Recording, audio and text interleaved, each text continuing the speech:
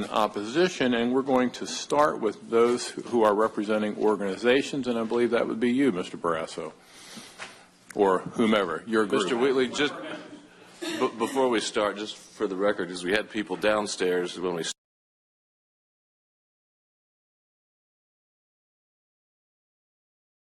gets a chance to speak, that's why. So, thank you. Thank you. My name is Joe Pica. I've lost my voice while sitting here.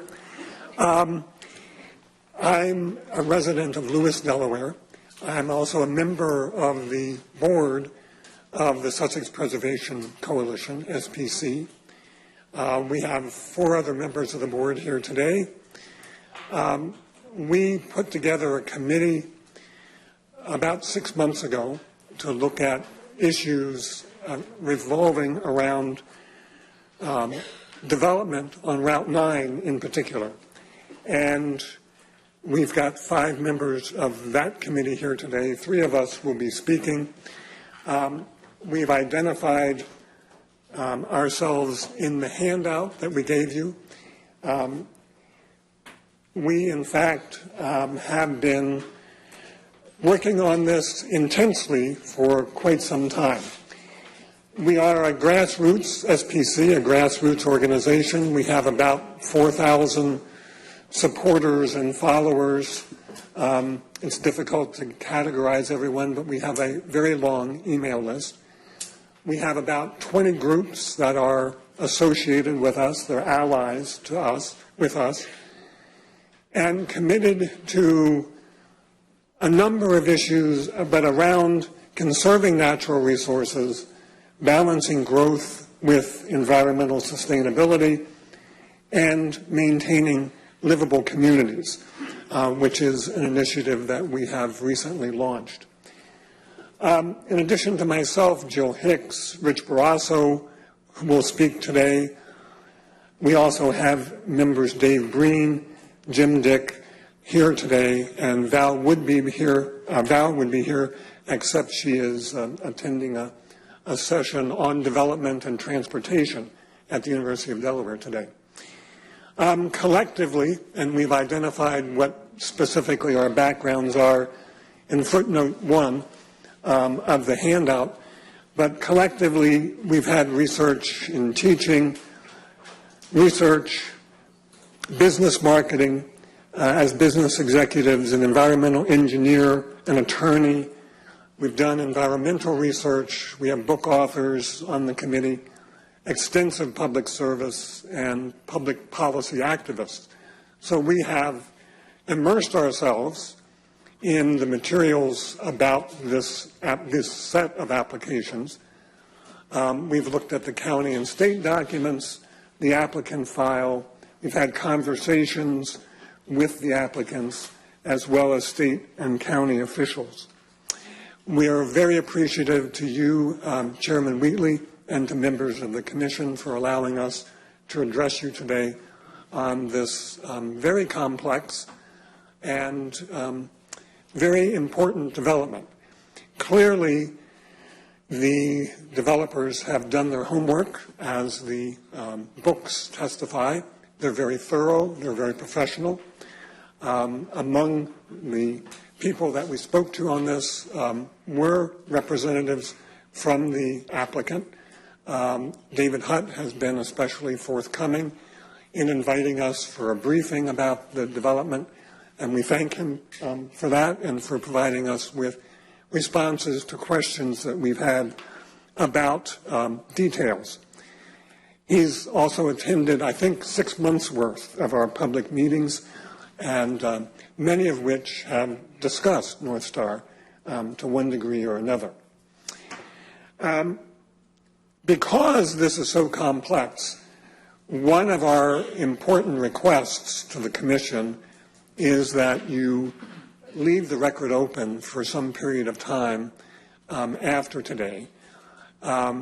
Just as an example of the utility of that, the discussion about school enrollment, I also have an interest in that, and I contacted Jason Hale, as you referred, Ms. Wingate, to the conversation that you had with him.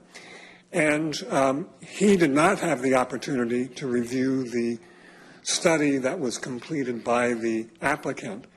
And I fully plan to send that forward to him, because Jason's response was that he felt their projections for the overall population of the development when built out were low, and he initially gave an estimate of school-age population 5 times greater than the one that the specialist, the consultant, provided. So I think coming to some resolution about information like that would be helpful. We have several general views on land use, which I've heard actually mentioned today in some of the comments that I've heard from commissioners, that land use decisions directly affect citizens' quality of life, and I've heard that specifically referenced today, that the General Assembly delegated responsibility to the counties to preserve, promote, and improve the quality of life, and in particular on public health, safety, and the general welfare. We also believe that county officials determine what is to be built and when it's to be built, both of which I think have also been referenced today. So as part of that decision process, making recommendations to the county council, you are part of the process that determines the most appropriate use of land, water, and resources consistent with the public interest. And that charge is found both in the Delaware Code as well as in the Sussex County Code. We have 2 principal concerns, and to no one's surprise, the first one that we will address is traffic and the impact of the traffic generated by Northstar in the area on the health, safety, and well-being of the current residents. We also are concerned about what we consider are some design flaws. It's hard to believe that with all of the thoroughness that we've heard this afternoon that there might be some flaws, but we feel that there are, particularly about safety. We do not challenge, and it's important to make this point up front, we are not challenging that there will be development at that location. It is not going to remain the cornfield that I drove by today and that others driving from that direction passed by today. And we acknowledge that. So our position is not to oppose any development, all development. That's not it, right? That's not our argument. This is the map that we've already seen multiple times. And in terms of traffic, the key issues for us, we believe, is the level of traffic, the volume of traffic on Route 9, and the traffic on Beaver Dam Road.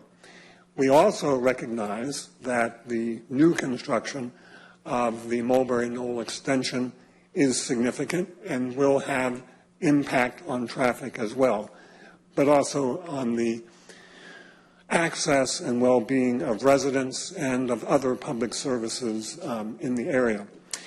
We've talked a lot in the abstract about traffic this afternoon. I just wanted to make sure that we had a sense of the numbers. The 2023 data that is available on DelDOT's interactive traffic counts map, one of the kinds of maps that was referenced earlier in the DelDOT comments, points out that on Route 9, the average annual daily traffic count is more than 17,000 vehicles. It jumps by at least 10%, possibly more, during the summer. On Beaver Dam, the traffic is roughly 3710. So these are data that are a matter of a few months, perhaps a year old.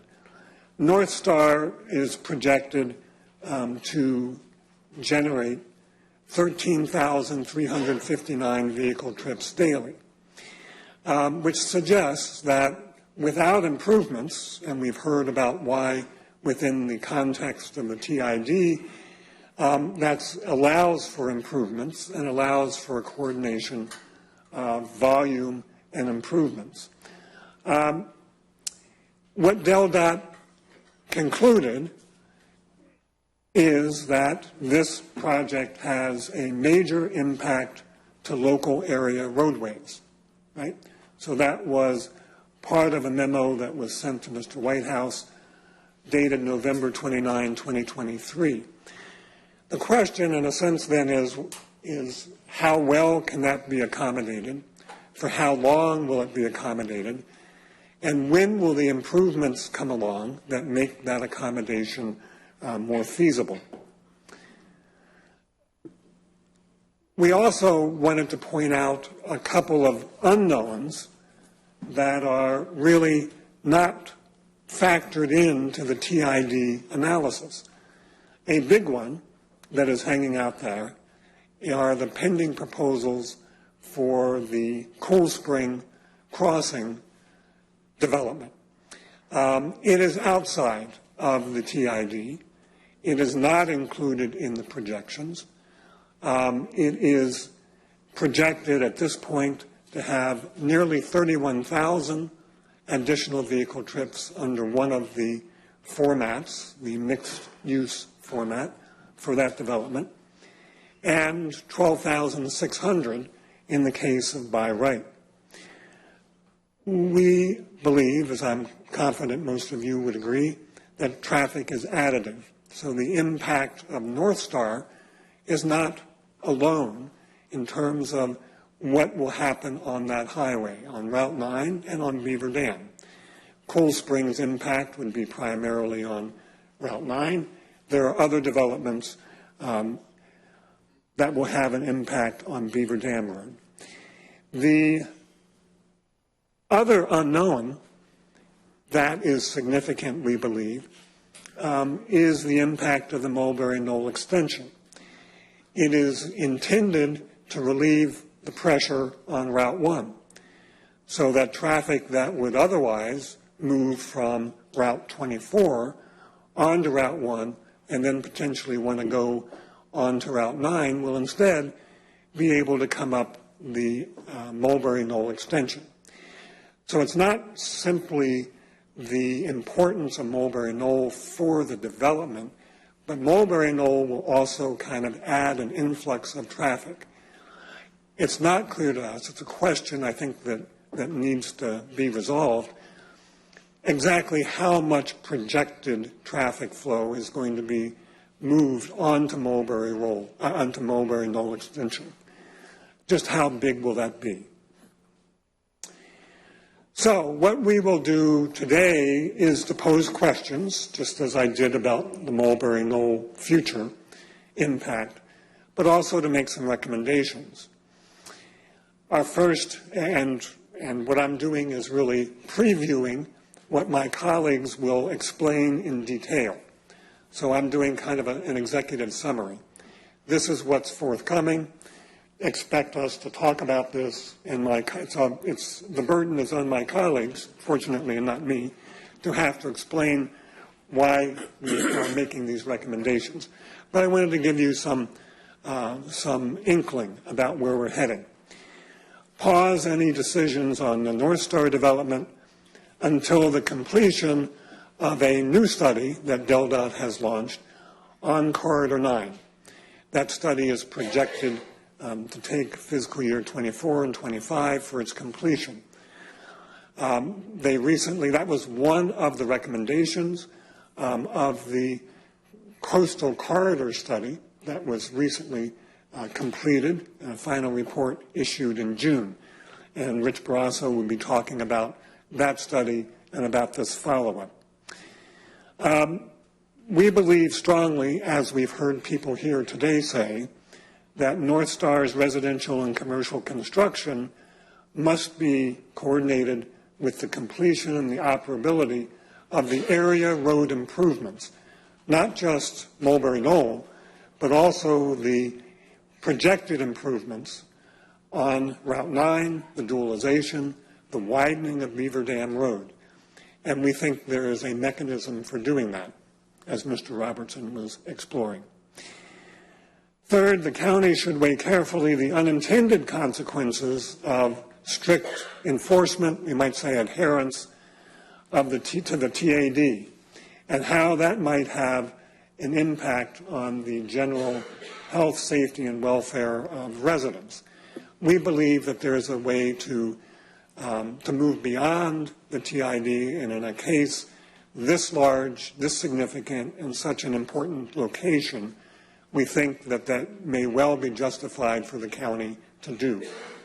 Mr. Barrasso will explore that. And finally, the point I made about Cool Spring, that we believe that traffic impacts have to be viewed holistically.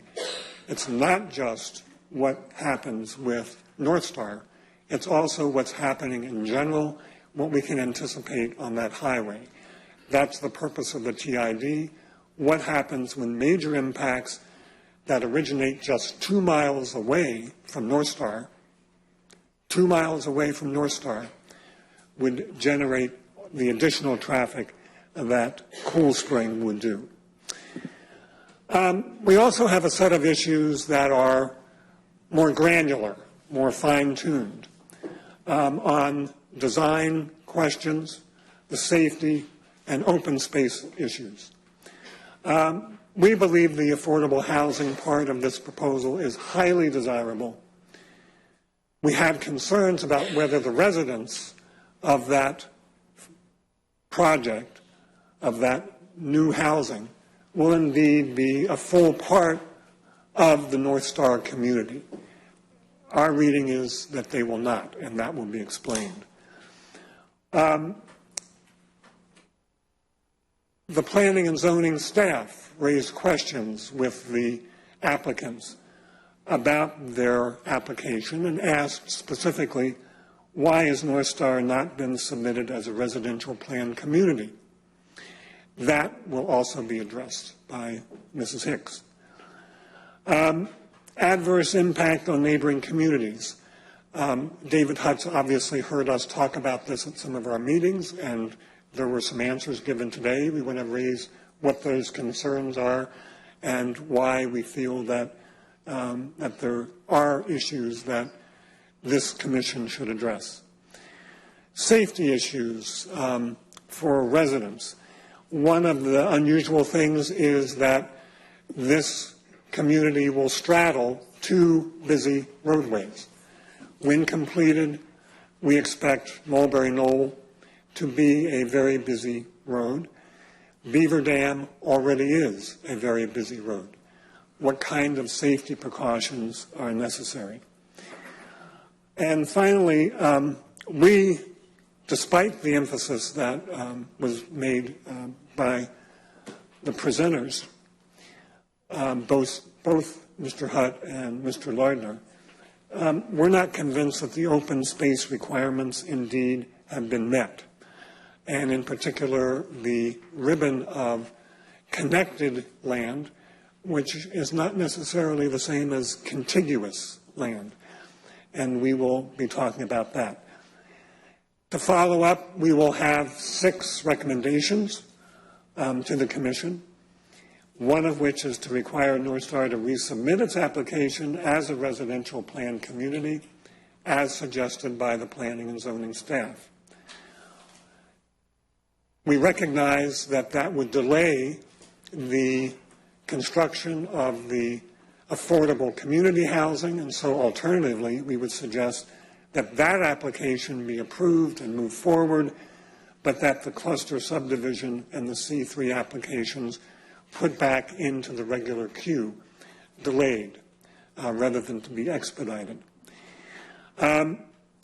Third, we think that Northstar should be required to fully meet the standards for pedestrian and cyclist safety, and that may well be something that they will do when they talk with DelDOT, but we want a commitment on that. Adopt conditions that protect the adjacent properties in Lewis Crossing and the natural environment. Fifth, insist that Northstar meet the spirit as well as the letter of open space ordinances. And finally, sixth, we do contest whether the C3 zoning is the appropriate one for the commercial area. And we believe it should more appropriately be B1 or C1. So that's my introduction to our presentation, which is going to be longer and more detailed. So at this point, if I may, I'd like to turn it over to Mr. Barrasso, Rich, to talk about traffic. Opposition, and we're going to start with those who are representing organizations, and I believe that would be you, Mr. Barrasso, or whomever, your group. Mr. Wheatley, just before we start, just for the record, because we had people downstairs when we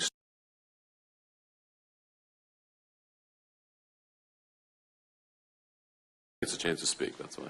So, thank you. Thank you. My name is Joe Pica. I've lost my voice while sitting here. I'm a resident of Lewis, Delaware. I'm also a member of the board of the Sussex Preservation Coalition, SPC. We have 4 other members of the board here today. We put together a committee about 6 months ago to look at issues revolving around development on Route 9 in particular.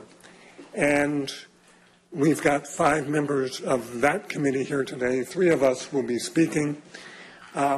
We've identified ourselves in the handout that we gave you. We, in fact, have been working on this intensely for quite some time. We are a grassroots SPC, a grassroots organization. We have about 4,000 supporters and followers. It's difficult to categorize everyone, but we have a very long email list. We have about 20 groups that are associated with us. They're allies to us, with us, and committed to a number of issues, but around conserving natural resources, balancing growth with environmental sustainability, and maintaining livable communities, which is an initiative that we have recently launched. In addition to myself, Jill Hicks, Rich Barrasso, who will speak today, we also have members Dave Breen, Jim Dick here today, and Val would be here. Except she is attending a session on development and transportation at the University of Delaware today. Collectively, and we've identified what specifically our backgrounds are in footnote 1 of the handout, but collectively we've had research in teaching, research, business marketing, as business executives, an environmental engineer, an attorney. We've done environmental research. We have book authors on the committee, extensive public service, and public policy activists. So we have immersed ourselves in the materials about this set of applications. We've looked at the county and state documents, the applicant file. We've had conversations with the applicants as well as state and county officials. We are very appreciative to you, Chairman Wheatley, and to members of the Commission for allowing us to address you today on this very complex and very important development. Clearly, the developers have done their homework, as the books testify. They're very thorough, they're very professional. Among the people that we spoke to on this were representatives from the applicant. David Hutt has been especially forthcoming in inviting us for a briefing about the development, and we thank him for that and for providing us with responses to questions that we've had about details. He's also attended, I think, 6 months' worth of our public meetings, and many of which have discussed Northstar to one degree or another. Because this is so complex, one of our important requests to the Commission is that you leave the record open for some period of time after today. Just as an example of the utility of that, the discussion about school enrollment, I also have an interest in that, and I contacted Jason Hale, as you referred, Ms. Wingate, to the conversation that you had with him. And he did not have the opportunity to review the study that was completed by the applicant. And I fully plan to send that forward to him, because Jason's response was that he felt their projections for the overall population of the development when built out were low, and he initially gave an estimate of school-age population 5 times greater than the one that the specialist, the consultant, provided. So I think coming to some resolution about information like that would be helpful.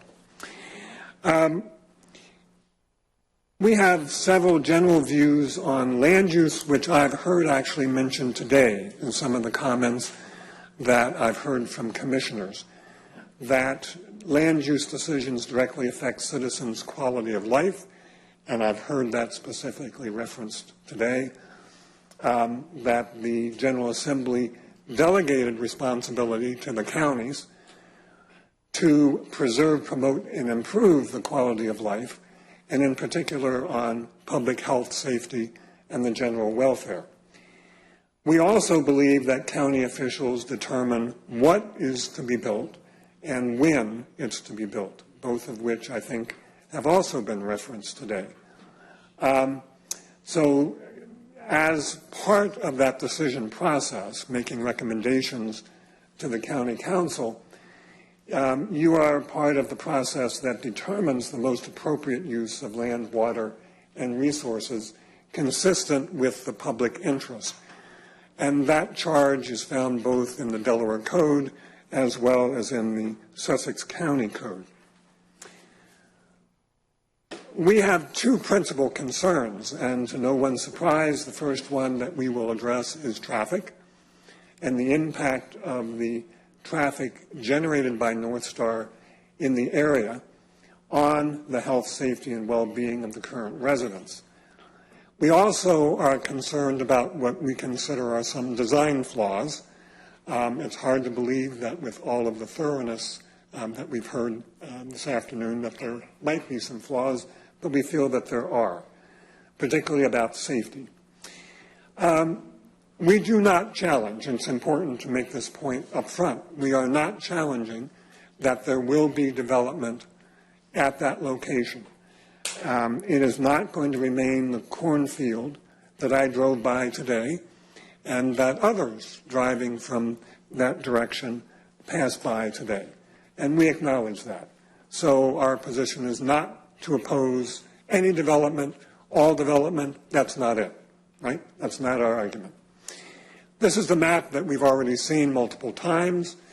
And in terms of traffic, the key issues for us, we believe, is the level of traffic, the volume of traffic on Route 9, and the traffic on Beaver Dam Road. We also recognize that the new construction of the Mulberry Knoll extension is significant and will have impact on traffic as well, but also on the access and well-being of residents and of other public services in the area. We've talked a lot in the abstract about traffic this afternoon. I just wanted to make sure that we had a sense of the numbers. The 2023 data that is available on DelDOT's interactive traffic counts map, one of the kinds of maps that was referenced earlier in the DelDOT comments, points out that on Route 9, the average annual daily traffic count is more than 17,000 vehicles. It jumps by at least 10%, possibly more, during the summer. On Beaver Dam, the traffic is roughly 3710. So these are data that are a matter of a few months, perhaps a year old. Northstar is projected to generate 13,359 vehicle trips daily, which suggests that without improvements, and we've heard about why within the context of the TID, that allows for improvements and allows for a coordination of volume and improvements. What DelDOT concluded is that this project has a major impact to local area roadways, right? So that was part of a memo that was sent to Mr. Whitehouse dated November 29, 2023. The question, in a sense, then is how well can that be accommodated? For how long will it be accommodated? And when will the improvements come along that make that accommodation more feasible? We also wanted to point out a couple of unknowns that are really not factored into the TID analysis. A big one that is hanging out there are the pending proposals for the Cool Spring Crossing development. It is outside of the TID. It is not included in the projections. It is projected at this point to have nearly 31,000 additional vehicle trips under one of the formats, the mixed-use format for that development, and 12,600 in the case of by right. We believe, as I'm confident most of you would agree, that traffic is additive. So the impact of Northstar is not alone in terms of what will happen on that highway, on Route 9 and on Beaver Dam. Cool Springs' impact would be primarily on Route 9. There are other developments that will have an impact on Beaver Dam Road. The other unknown that is significant, we believe, is the impact of the Mulberry Knoll extension. It is intended to relieve the pressure on Route 1 so that traffic that would otherwise move from Route 24 onto Route 1 and then potentially want to go onto Route 9 will instead be able to come up the Mulberry Knoll extension. So it's not simply the importance of Mulberry Knoll for the development, but Mulberry Knoll will also kind of add an influx of traffic. It's not clear to us. It's a question, I think, that needs to be resolved. Exactly how much projected traffic flow is going to be moved onto Mulberry Knoll extension. Just how big will that be? So what we will do today is to pose questions, just as I did about the Mulberry Knoll future impact, but also to make some recommendations. Our first, and what I'm doing is really previewing what my colleagues will explain in detail. So I'm doing kind of an executive summary. This is what's forthcoming. Expect us to talk about this, and the burden is on my colleagues, fortunately, and not me, to have to explain why we are making these recommendations. But I wanted to give you some inkling about where we're heading.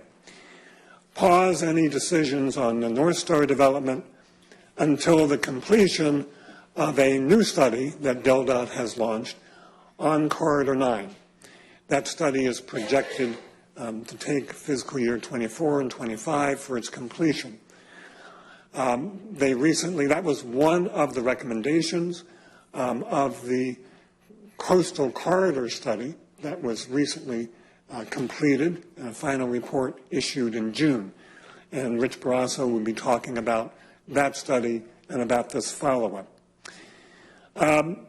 We believe strongly, as we've heard people here today say, that Northstar's residential and commercial construction must be coordinated with the completion and the operability of the area road improvements, not just Mulberry Knoll, but also the projected improvements on Route 9, the dualization, the widening of Beaver Dam Road.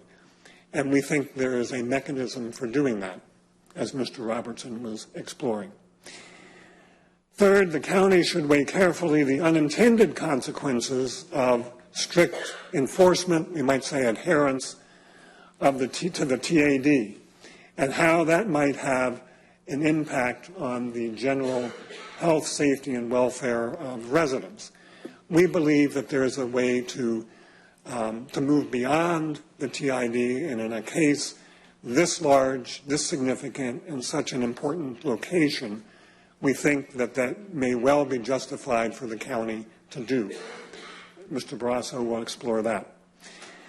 And finally, the point I made about Cool Spring, that we believe that traffic impacts have to be viewed holistically. It's not just what happens with Northstar, it's also what's happening in general, what we can anticipate on that highway. That's the purpose of the TID. What happens when major impacts that originate just 2 miles away from Northstar, 2 miles away from Northstar, would generate the additional traffic that Cool Spring would do. We also have a set of issues that are more granular, more fine-tuned on design questions, the safety, and open space issues. We believe the affordable housing part of this proposal is highly desirable. We have concerns about whether the residents of that project, of that new housing, will indeed be a full part of the Northstar community. Our reading is that they will not, and that will be explained. The planning and zoning staff raised questions with the applicants about their application and asked specifically, why has Northstar not been submitted as a residential plan community? That will also be addressed by Mrs. Hicks. Adverse impact on neighboring communities. David Hutz obviously heard us talk about this at some of our meetings, and there were some answers given today. We want to raise what those concerns are and why we feel that, that there are issues that this commission should address. Safety issues for residents. One of the unusual things is that this community will straddle 2 busy roadways. When completed, we expect Mulberry Knoll to be a very busy road. Beaver Dam already is a very busy road. What kind of safety precautions are necessary? And finally, we, despite the emphasis that was made by the presenters, both Mr. Hutt and Mr. Lardner, we're not convinced that the open space requirements indeed have been met. And in particular, the ribbon of connected land, which is not necessarily the same as contiguous land. And we will be talking about that. To follow up, we will have 6 recommendations to the Commission, one of which is to require Northstar to resubmit its application as a residential plan community, as suggested by the planning and zoning staff.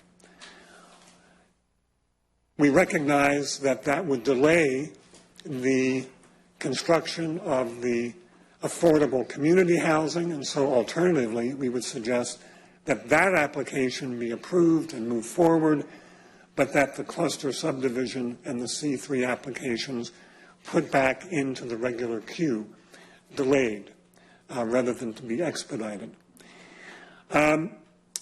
Third, we think that Northstar should be required to fully meet the standards for pedestrian and cyclist safety, and that may well be something that they will do when they talk with DelDOT, but we want a commitment on that.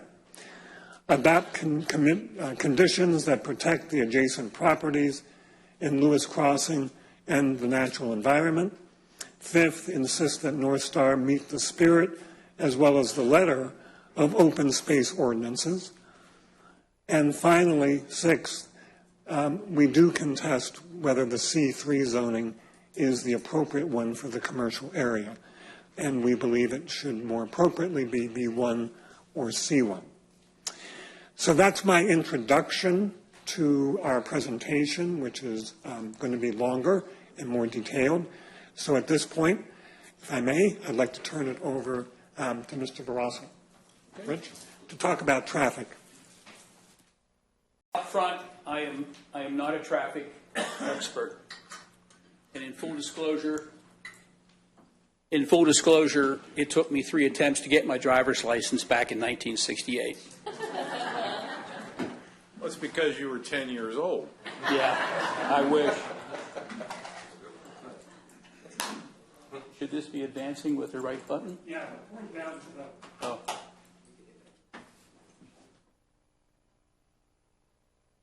On the right. Yep, that's the one. I'm sorry? Oh. You must be part of the applicant, right? Thank you. What I'd like to do, again, is Rich Barrasso from Milton, co-founder of SARG, board member of SPC. What follows is going to be a look at transportation in 3 primary areas: the Henlopen TID, the Capital Transportation Program, or CTP, and then the US 9 SR 16 corridor study, and then to provide some recommendations. Now, this slide should be familiar to you. This is out of section P in the applicant's exhibit book. Just a few comments. The red circled area, of course, is the Northstar property, bordered by Beaver Dam Road and Route 9. I guess I was puzzled as to why the fiscal 2021 through 2026 was used as part of their explanation. The fact that it is 5 years old. A lot has changed since 2018 when that was drafted, but more importantly is there's been 2 CTPs published since the 2021-2026, and the 2025-2030 was published in February. Now, I'll talk more about that. I guess the other concern I have is, as it relates to the level of service that exists today for the intersections in the proposed area, do we know what those level of service ratings are today? And is it safe to assume that a level of service D or worse will continue to degrade until traffic improvement projects in the area of impact are completed? Would that be a safe assumption? I'm going to get into a little more detail regarding that, and I'm going to refer back to correspondence from DelDOT back to the engineers. And I refer to 2 paragraphs in particular. The top paragraph essentially analyzes how the traffic counts create a major impact situation for these parcels, and that normally a TIS, or traffic impact study, would be required. However, DelDOT, rightfully so, communicated back that because they were in the Henlopen TID, that a TIS would not be required, and they referred to the TID information in the Development Coordination Manual. And I guess here is where I was also a bit confused, in that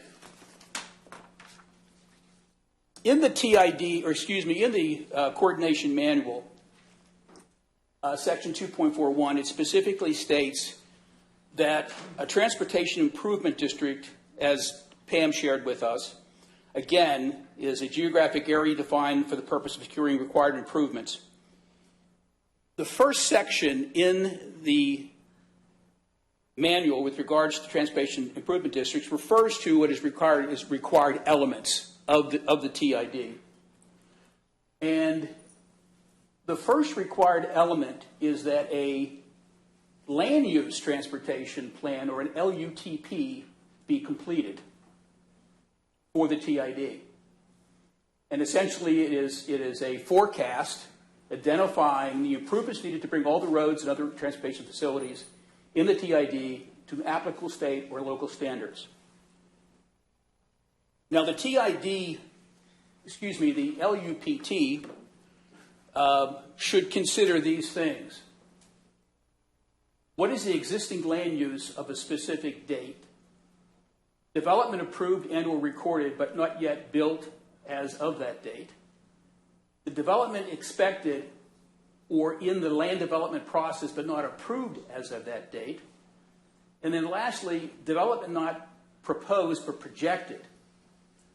So my question is, the manual references the LUTP. And I know I can't address DelDOT with this question, but I asked the commission to ask DelDOT, is the LUTP the same thing that was referenced earlier relative to the 2022 analysis of the TID? Because there was no reference by the developer, there's no reference by DelDOT with regards to this requirement of an LUTP. I just want to ask our folks from DelDOT, just take note of that question because I'll give you the opportunity to speak when he's finished. Go ahead. Thank you. The other parts of the LUTP speak to service standards as outlined in the manual. It states that service standards must be established for the TID in the creation of the LUTP to specify what is considered adequate transportation infrastructure. Essentially, if you use the LUTP to update the TID, since it's 5 years since it was implemented, have you identified what the levels of standards are today or at the time that it was updated? And that's important because it establishes a baseline of what the level of standards are. And whether it's Old Vine, or it's Jimtown, or it's Dairy Farm, or it's any other intersection in the impact area, it would be good to know, based on the latest update to the TID, what those baseline levels of service are. It also speaks to what is referred to as a monitoring program. And it states that it may be appropriate to make transportation improvements gradually over time. In such situations, the TID agreement should include a program for monitoring conditions in the TID. Such a program will involve tracking land development, transportation improvements, and the need for transportation improvements in the TID, and will provide information necessary for updates of the LTUP. It also talks about build-out analysis. And it states, while it is possible to create a TID considering only a target horizon, examination of conditions when all land in the TID is considered to be fully developed can often be useful in the planning process. If build-out analysis is to be done, the TID agreement should specify what degree of development is considered to be built out and what use is it to be made of in the results of the analysis. So again, the 2022 update that was referred to earlier, and I think also referenced by the applicant, is that the LUTP? And does it have all the elements that an LUTP requires? And I think that's real important, especially as it speaks to level of service standards. Now, again, The 6-page agreement that was included in Section P of the developer of the applicant's exhibit book was the actual, 7 pages. It was the actual TID agreement that would be signed off on by DelDOT, the county, and the developer. Two very important aspects of that. Number one was, in exchange for following the payment schedule for homes built, commercial space constructed, the developer would get something in exchange. And two very important pieces of exchange were, stated in the agreement was, that the developer would not be required to submit a TIS. And secondly, the developer would not be required to phase, and construction could start immediately. And that's how it's worded in the agreement. I think it would be a real loss if we didn't have the benefit of a TIS. I don't know how many of you have reviewed the TIS for the Cool Spring development, some several hundred pages long. Very important information relative to the impact. And again, we're not here to talk about Cool Spring. But it did have highway capacity manual that determined whether all the approaches in the site entrances and approaches of nearby intersections and road segments operate within acceptable LOSs. It also had a queuing analysis as part of the requirement for a TIS, as well as a safety analysis. None of that is the county would require because they reside in the TID. I'd like to shift and talk about the Capital Transportation Plan here, CTP. It's the second focus area. And as some questions came up earlier with regards to, so what does the TP have to say with regards to infrastructure plan for this area? As you know, there are some well over 100 different projects that are in the DelDOT CTP program. There are, and I don't know what the number is for Sussex County, but these three here are specific to the Northstar site. Ranked number 7, the U.S. widening, Ward Avenue to Old Vine Road. Preliminary engineering right away are planned 2025 through 2026. Construction to begin 2027. Construction completed not until 2030. Mulberry Road, Cedar Grove Road to US 9, Old Vine Vineyard Extension. Preliminary engineering doesn't even start until 2028. Now, this does not include what is proposed to be proffered to be built inside. But in terms of the overall Mulberry Road extension, we won't see any construction on that based on the CTP until sometime into the early 2030s.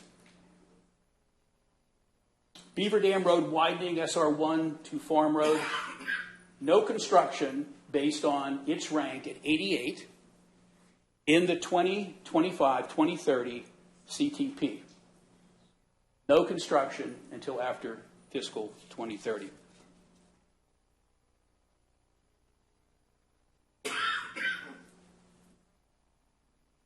So if the analysis says that phasing cannot be considered,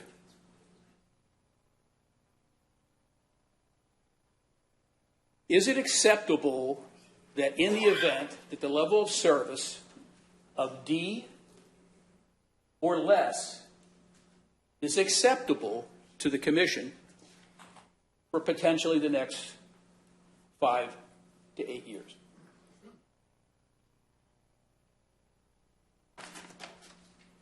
Now, despite the fact that the TID has these two benefits, many benefits. Again, I'm going to back up. I I participated years ago in the TID discussions, the workshop, public hearings, and big fans of the TID. In fact, we wrote a letter to you, Bob, complimenting the work of the council and the commission on it. So my issue is not TIDs. My issue is the potential consequences of TIDs. But the county does have the ability in terms of, or a responsibility, let me back up, a responsibility in maintaining a level of service of D. Now again, I don't have my phone. I failed to add a fact sheet in terms of what does ABCD mean, okay? But D means that it is barely acceptable. E means that it's failing. F is worse than failing. I'm not sure what that means. But essentially the county agrees they should do everything they can possibly to maintain a D. If DelDOT should state what phasing is appropriate for the subject land use application and clearly state that phasing requirement to Sussex County so that Sussex County can clearly incorporate it into its various approvals as appropriate. So the county cannot act alone on requiring phasing. They would need DelDOT to say phasing is appropriate and give them, the county, the green light to incorporate phasing as part of the approval process. So it's not totally in your hands, but you have the ability to phase in the event that DelDOT sees it the same way. I'm going to skip over. So I just, in summary, again, the TID places restrictions on the ability for the county to require phasing. It also places restrictions in terms of how complete of an impact study that can be required by the developer. But there are ways that the county, in cooperation and based on the guidance of DelDOT, can determine if phasing is appropriate. And I guess the other option, and Vince would be the best person to address this, and eventually DelDOT, is that with the 20-some TIDs that are in some form of implementation today, do any of them have an amendment in the agreement that possibly says that phasing would be appropriate? Certainly based on the boilerplate agreement, it clearly exempts the developer from any form of phasing. So the third bucket, if you will, is the US 9 SR 16 Coastal Corridor Study recommendation. So I don't know, I'm sure that there are very few people who are familiar with the study behind me, but on the dais, DelDOT and its partners initiated the Coastal Corridor Study in 2019, and the final report was completed last month. Now, the study is focused on identifying transportation solutions for east-west routes in Sussex County, including SR 16, US 9, and 113 and SR 1. These roadways are east-west corridors in the northern part of Sussex County that are currently congested or at risk for congestion based on anticipated growth. So that study, again, initiated back in 2019. It was finalized in 2024, and it is available to view on the county, on the state website. So what came out of this 19-month study? There were three key recommendations. I'm going to focus on the center one because that is relevant to what we're here to talk about today. And that is accommodating traffic growth on US 9 and SR 5, accommodating traffic growth on US 9. That US 9 and 5 is the most congested signal intersection in the planning area and is forecasted to be at or near capacity by 2015 without improvements. You're saying, 2015. I mean, it's 25 years away. We got a lot of time. Unfortunately, and I still don't quite understand this, but when DelDOT makes its projections, they set a time horizon of 2045. But their assumption on terms of traffic growth, as stated in the study, is 0.6% a year. So certainly 0.6% a year, you could probably run the clock out and be safe until 2045. But why would we use an assumption of 0.6% growth when we have information that traffic is increasing more than the 0.6%? Especially if we have current active applications that Joe reviewed with you earlier in terms of the impact of whether it be Northstar or Cold Spring. The threshold for dualizing a highway in Delaware is 20,000 vehicle trips a day. So we're at 17 right now with current conditions and with a share of 13,000 coming at us, and Lord knows with regards to Cold Spring. I'm going to move on here. One of the interesting takeaways from the corridor study was a map they provided, and Northstar is conspicuously missing. It wasn't part of the study. Now, I don't think there's any chicanery there. I really don't. I think it probably had something to do with the timing of when it went through Plus. But DelDOT would be able to provide that. But I think the more important thing is the fact that Northstar is not there in their study is that there was a lot of important information that DelDOT provided on through a software system called Synchro Delay Data. And here we have data on US 9 SR30, US 9 Sweetbriar Dairy Farm, Airport Road, Park Avenue, SR5, Hudson and Fisher, but no sync data on Beaver Dam, the US roundabout that was just completed, Dairy Farm Road, Beaver Farm Road and Dairy Farm Road, and then the US 9 at Old Vine. Now, why that's important is, to me, is that that's the type of information that TIS would provide. These synchro delay data, this is important, and I think it will be helpful in terms of land use on Route 9, but it's not the complete picture. So let's get to some of the specific recommendations. I think these are important because these recommendations have the likelihood that will potentially require Sussex County land use code changes in the near future. The first one, again, is this this feasibility of widening US 9 at SR5. What they're saying in the study is that it's probably near impossible to dualize Route 9 at the intersection of 5 and 9.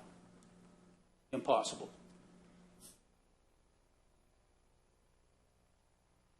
You have what is there today, including a cemetery. DelDOT has real concerns about the ability to dualize 9 at that intersection. That will have an impact on anything east or west of that intersection. In terms of who's responsible in addressing that recommendation, DelDOT planning statewide and regional planning, and this is one of the reasons why, despite the fact the final report ended in June, they've launched an extension report specifically on US 9 for the next probably 12 months. If you look at the second item, 9.7, conduct analysis to determine appropriate setback requirements along US 9 between Georgetown and SR1.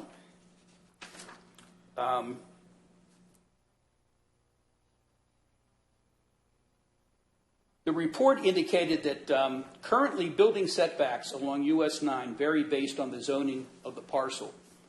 Minimum front yard setbacks in the Sussex County zoning code range from 25 feet for a cluster and central sewers in AR1 to 30 to 60 feet. So the study is going to take a look at those setbacks. And all of this is relative to if they're going to widen, and they are, right? Are we approving developments whose setbacks, based on current codes, are inappropriate? So that's one of the recommendations.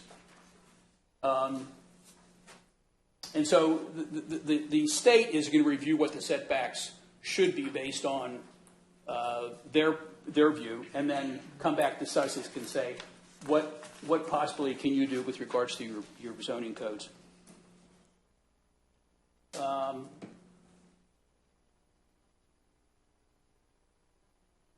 This was talked about, and I was really impressed with the plans that Northstar has relative to both pedestrian as well as cycling. I'd be surprised with what Northstar wants to do would fall short in any way of what the state is recommending going forward as part of their recommendation. So I applaud their efforts. I'll just point out one more on here. It's the last one on here, and again, there are some 14 recommendations that's in the study, but the last one I think is important as well, extremely important, and that is G6 says, explore code revisions to reduce the extent to which parking and stormwater facilities are permitted in the front yard setback. We all know that there's so many beautiful subdivisions that have these wet ponds that present themselves or present the community to them. Most of them are too close to the road in terms of the potential for widening roads going forward. So there's likely to be some action on that coming down out of these recommendations, as well as parking on commercial. If parking lots are too close to the road, there's probably going to be more stringent requirements. I'm going to skip over these two here, and I'm going to close with some recommendations, and these are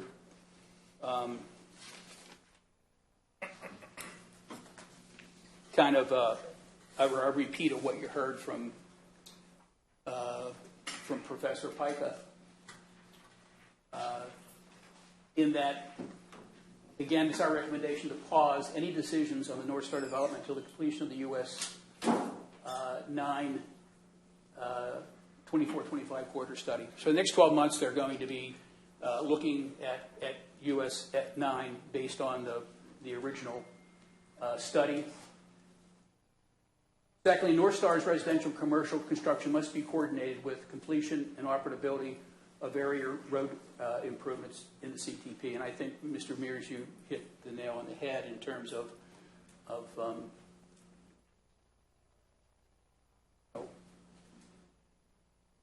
if we understand the current condition, the baseline condition in terms of what the level of service is,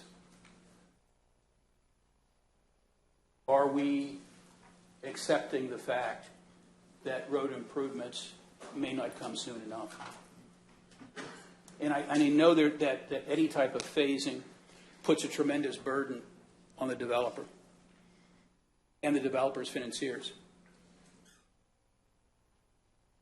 But not doing it puts an even more greater burden on the public. Number 3, the county should weigh carefully the unintended consequences of strict enforcement of the TID. And here again, if the TID doesn't allow a TIS and the TID doesn't allow phasing, the intentions are good, but the consequences may be harmful as it relates to how it impacts the average citizen. And to Joe's point earlier, a few traffic impacts on Route 9 holistically. Traffic impacts are additive, not isolated. So again, there was a series of observations or findings that I referenced that DelDOT would be in a much better position to address. At this point, I'm going to turn things over to Jill Hicks, and thank you for listening. My name is Jill Hicks. I'm the interim president of the Sussex Preservation Coalition, and I live in Chapel Green, Lewis. First thing I'd like to do is submit the petition in opposition to Northstar. It has 827 signatures. Is that, just so we know, is that, do we have some of those signatures? In other words, I don't want to duplicate, Ken. Yeah, or maybe you don't know, I just didn't know if you knew. This looks like a different petition. Okay. That's a different petition. Okay, all right. That petition was on our website, and we also had a link on our website to it, so there's a lot of electronic signatures. And also, before I start my part of the presentation, just to piggyback on what Mr. Robertson said and some of the questions that were asked, when, and Pam, you can correct me if I'm wrong, when we talk about this letter that they send that says they approve this site, as Vince was saying, it's about we approve this intersection being built this way, we approve the shoulders being built this way, we approve the amount of money that the developer is contributing to those improvements, but it's not a letter that says we approve the traffic impact over that entire corridor or that whole roadway. It's not saying we're okay that you're adding 17,000 cars. It's not addressing that. It's addressing the improvements needed to that area around the site. It's not as holistic as the entire impact. Okay, all right.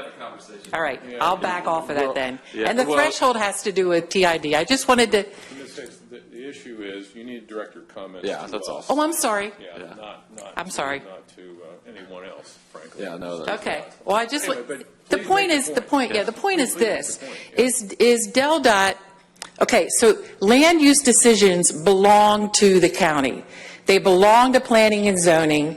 DelDOT is only saying, if you're going to approve this application, these things need to be done and this amount needs to be paid if you're in the TID. But as everything stands now, land use decisions don't belong to DelDOT, they belong to planning and zoning. And I just wanted to clear that up. Okay, so what am I here I for? think we're aware of that. I know you are, but I just thought the public was You were clarifying that for, but. no, for the public, because it But we wasn't, get that. it wasn't clear. There was Okay. some deep breaths when they said there was an approval, and I just wanted to clear that up. Yeah, no.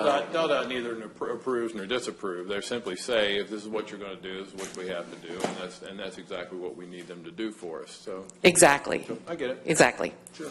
Okay, so I am going to walk through our observations and recommendations regarding the application. The remarkable, oh, let me go to my slide, and that'll help us.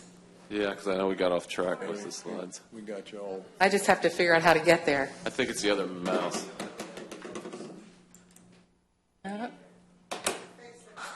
How many mice I'll are use up this. there? This one. Oh, who's, is that me? Label those things. Seconds, 2 seconds. Cancel that.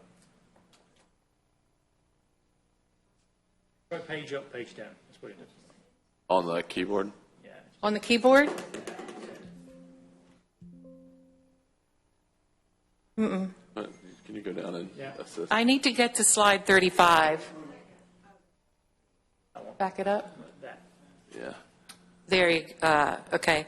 Back up one more slide, please. There you go. I'm going to walk you through our observations and recommendations regarding the application, the remarkable safety risks posed by the plan, why the plan does not meet superior design standards, the impact of the surrounding communities, and the overkill of the C3 zoning request. Now, if I could just figure out how to advance this. Can we get somebody to? If you tell me when, I'll. Okay, thank you very much. It's just these. Okay, thank you. Thanks, Pam. Thanks, ma'am. Okay, so as Joe said in the beginning and echoed by the planning and zoning staff, this plan, as described by its own application as a mixed-use community, should have been, therefore, submitted and reviewed as an RPC. This is from the staff review letter. Staff recommend that the applicant consider submittal of this project as a residential plan community, RPC, rather than a series of 4 separate applications, but related applications, in order to provide for a superior living environment and the application of design ingenuity in planning for a development of this scale and size.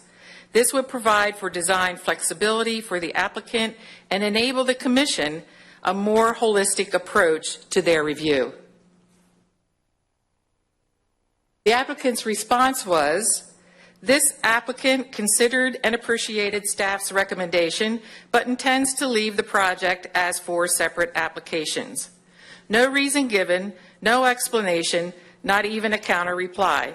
So the developer applies as a mixed-use community, rides the coattails of the affordable housing units to expedite the so-called mixed-use project, and then after it receives the expedited status, separates the project into 4 separate pieces, and worse yet, the affordable housing that got the project expedited in the first place will have no access to the amenities of the community and cannot be a part of the HOA. It is known as bait and switch, the ploy of offering something desirable to gain favor, then thwarting expectations. The Willows at Northstar is a part of the community in name only. The Willows are segregated from the community geographically and by conditions of exclusion. So what is the plan if the state's workforce housing plan falls through? Does the entire project continue? Where does the connection begin and end? And what is the status of the funding? After initial postponement of the P&Z hearing in March, were deadlines missed? According to a letter between developer and Ingerman, dated December 4th, part of the funding is proposed to be accomplished through low-income housing tax credits from the Delaware State Housing Authority, and the applications are due in April 2024, which has come and gone. Having to wait a year or more to be able to seek the low-income housing tax credits from the Delaware State Housing Authority would be a considerable setback in the timing of opening the doors to these proposed apartments for low and moderate income households in need of affordable housing. Will the Willows at Northstar be funded and built first as promised by the developer? And what is the funding status? SPC recommends 2 options regarding this dilemma. First option is to expedite the entire project as an RPC as requested by planning and zoning staff. This would provide a holistic approach to the mixed-use project as should be, level the playing field for all developers. Excuse me, before you get too far down the road, I want to ask you a question. The questions you were just asking, are they rhetorical, or do you actually want us to seek an answer for those questions? I do want an answer. Okay. Mr. Hudd, if your team would take note of the questions when they come up, and we'll give you an opportunity to respond. Thank you. Okay. Let's see. It would ensure adherence to code without making an exception that becomes an unwanted or regrettable precedent. The plan as is falls short of superior design standards expected by the county under its code and standards, and I will cover this. Finally, if submitted as an RPC, following the code for RPC, the Willows at Northstar and the entire project would rightfully be expedited without exception or precedent. The second option would be to proceed with separate applications as filed, except expedite the MR application for the affordable housing, but the cluster subdivision and the C3 go back into the queue 14 to 17 months after the filing date of December 4th. Again, this would level the playing field for all developers. It would avoid a regrettable precedent. It would allow the Willows at Northstar to be expedited without precedent, and the cluster subdivision and commercial projects could proceed regardless of securing affordable housing from the state program or any unforeseen circumstances. Now, I would like to address the remarkable safety concerns with this plan, and I emphasize remarkable because for any cluster subdivision, how can its design be considered superior if it's unsafe for its residents, the surrounding communities, and/or the county at large. One main selling points and characteristics of a mixed-use community, an RPC, or the upcoming MPZ, is that it is pedestrian and bike-friendly. It is supposed to promote community and belonging among its residents. Divided into 5 fragments by 2 major state thoroughfares, Northstar is none of these. This cluster subdivision is riddled with hazards. Speed on Mulberry Knoll Road today is 50 miles per hour. It is unrealistic to believe that drivers will slow down or obey a lower speed limit through Northstar on Mulberry Knoll Extension. Speed limit on Beaver Dam Road, which divides Northstar, is 45 miles per hour. I've illustrated the flashpoints and how Northstar residents will have to cross Beaver Dam Road and Mulberry Knoll Extension to reach the amenity centers or the commercial retail space. Not only is speed a factor, but what are the vehicle trip projections for the Mulberry Knoll Extension? That is another question that I'm asking that needs to be answered. There are no parking spaces shown for the amenity centers, so it is safe to assume that residents are expected to walk, ride bikes, scooters, motorized wheelchairs, etc., to reach and enjoy these amenity centers. Planning and zoning staff noted on page 10 of their review letter, please include location, dimensions, and purposes of any and all crosswalks and easements to be provided on the plan, specifically for the proposed 80 lots to be located on the south side of Beaver Dam Road. I'd also like to point out that the picture that they showed, where it showed the crosswalk, that was across one of their private roads. It was not across the Mulberry Knoll Extension. Let's see. There is no traffic light provided to safely cross Mulberry Knoll Extension to reach the amenity center directly across. Let's discuss further the separation of the low-income affordable housing center. To reach commercial retail areas, affordable housing residents must cross Mulberry Knoll Extension or Lewis Georgetown Highway if they want to get over to the vineyards. Pedestrians will undoubtedly cut through the buffer where I've drawn the dotted lines. It is highly unlikely that they will trek to the light and then cut back to the retail center.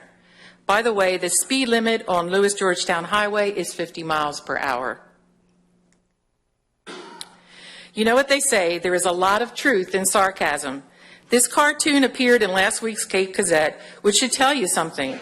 The caption reads, "And now, friends, we have all the ingredients for my favorite, a precarious pedestrian pie."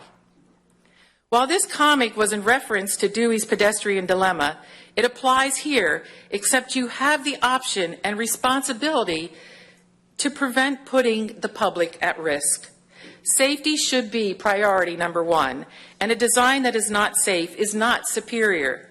But I'll get to more about superior missteps in 2 slides.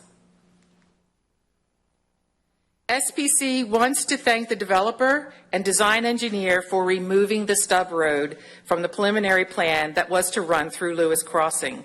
The stub road would have become a shortcut through Lewis Crossing to avoid traffic backup at the light. Beaver Dam, if you look in the lower left-hand corner, now that they have a 4-way stop, is backing all the way up to Coastal Club. So we know that when they put this light in, it is going to back up, and people would have cut through Lewis Crossing to get into Northstar. Let's see. At Dairy Farm, okay, I already covered that. So we thank the developer and the engineers for listening to the residents of Lewis Crossing and removing the stub road. It's imperative that it doesn't come back when you go into the review process. Unfortunately, with all the building being added to Beaver Dam Road and the surrounding area, when traffic backs up on Beaver Dam Road, Mulberry Knoll Extension, or Lewis Georgetown Highway, drivers will cut through Northstar. And ironically, it's the same path that they showed as far as traffic through that area.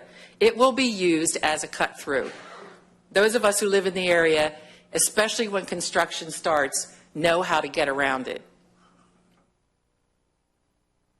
This is a case for synchronizing any development along these corridors with future roadway expansions. In our small community, when detours were added to accommodate the road closure on Will King Road for sewer work, drivers were speeding through our development.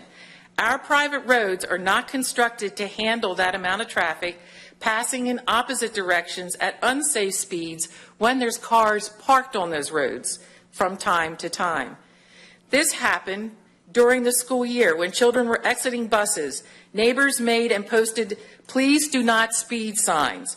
I personally flagged down a speeding FedEx driver because he notoriously came through when school children were walking home from the bus. He gave me the excuse that he has to speed to make his deliveries on time. Private roads within subdivisions were not built in size and construction to conduct this kind of traffic. For safety's sake, these subdivisions and communities need to be synchronized with DelDOT's expansion plans to prevent these hazardous conditions and situations in any way possible. This plan is not superior in design. According to the code, a cluster subdivision requires 30% open space. So Northstar must provide 114 acres of open space. And as they said, they have 166 acres of open space, and that's good. And 30% of the 30%, or 9% of the site, must be contiguous open space, or in their case, 34 acres. Only one area of this site is large enough. Open space A is 46.3 acres. You would think it's one of these highlighted spots would be what you would call contiguous open space. That might qualify, but they are not. They are not large enough. The green highlight is open space A, what they are calling contiguous open space. Open space A is actually 6 small fragmented open spaces connected by a perimeter buffer. To borrow a phrase from a friend, this Swiss cheese is more contiguous than this. This space does not meet the intent of the contiguous open space requirement. To accept this makes a mockery of superior design. 115-25F3A3B states, required open space must be designed to be beneficial to the residents or users of the open space. It shall not be constituted of fragmented lands with little open space value. Accordingly, 30% of all required open space shall be located on one contiguous tract of land, except that such open space may be separated by water bodies with a maximum of 1 street. P&Z staff noted on page 11 of its review, superior design criteria number 2, the open space as reflected within the subdivision design appears to be of a fragmented nature, and this criterion could be better addressed within this proposal. I would recommend I would recommend that the parcel on the south side of Beaver Dam Road that also contains wetlands, that is cut off by both roadways, Beaver Dam and Mulberry Knoll Road, that juts into Lewis Crossing, should have been left for contiguous open space or put into conservation. But developers have learned how to cleverly bend the rules and call things that are not as if they were, so they can squeeze every inch out of the land. I realize this land will be developed one day, and that the landowner has rights. But to be so cavalier about it and expect the county to not call it into question or support the comments and observations made by its own staff is unconscionable. I really hope you study this design and the comments made by planning and zoning staff and set this right. Amenity centers, as shown as open space, which is okay, but as I asked before, will there be parking and other impervious surfaces that do not qualify as open space in its calculation? Should cluster subdivision gross area be reduced by the Mulberry Knoll extension, its right-of-way and easements? Was it included? This is another question to be asked. Was it included in the net development area? Did it count towards the density calculation? Perimeter buffers for several lots that are highlighted appear insufficient. BJ Lane buffer is 20 feet, which should be 30 feet to meet cluster subdivision code.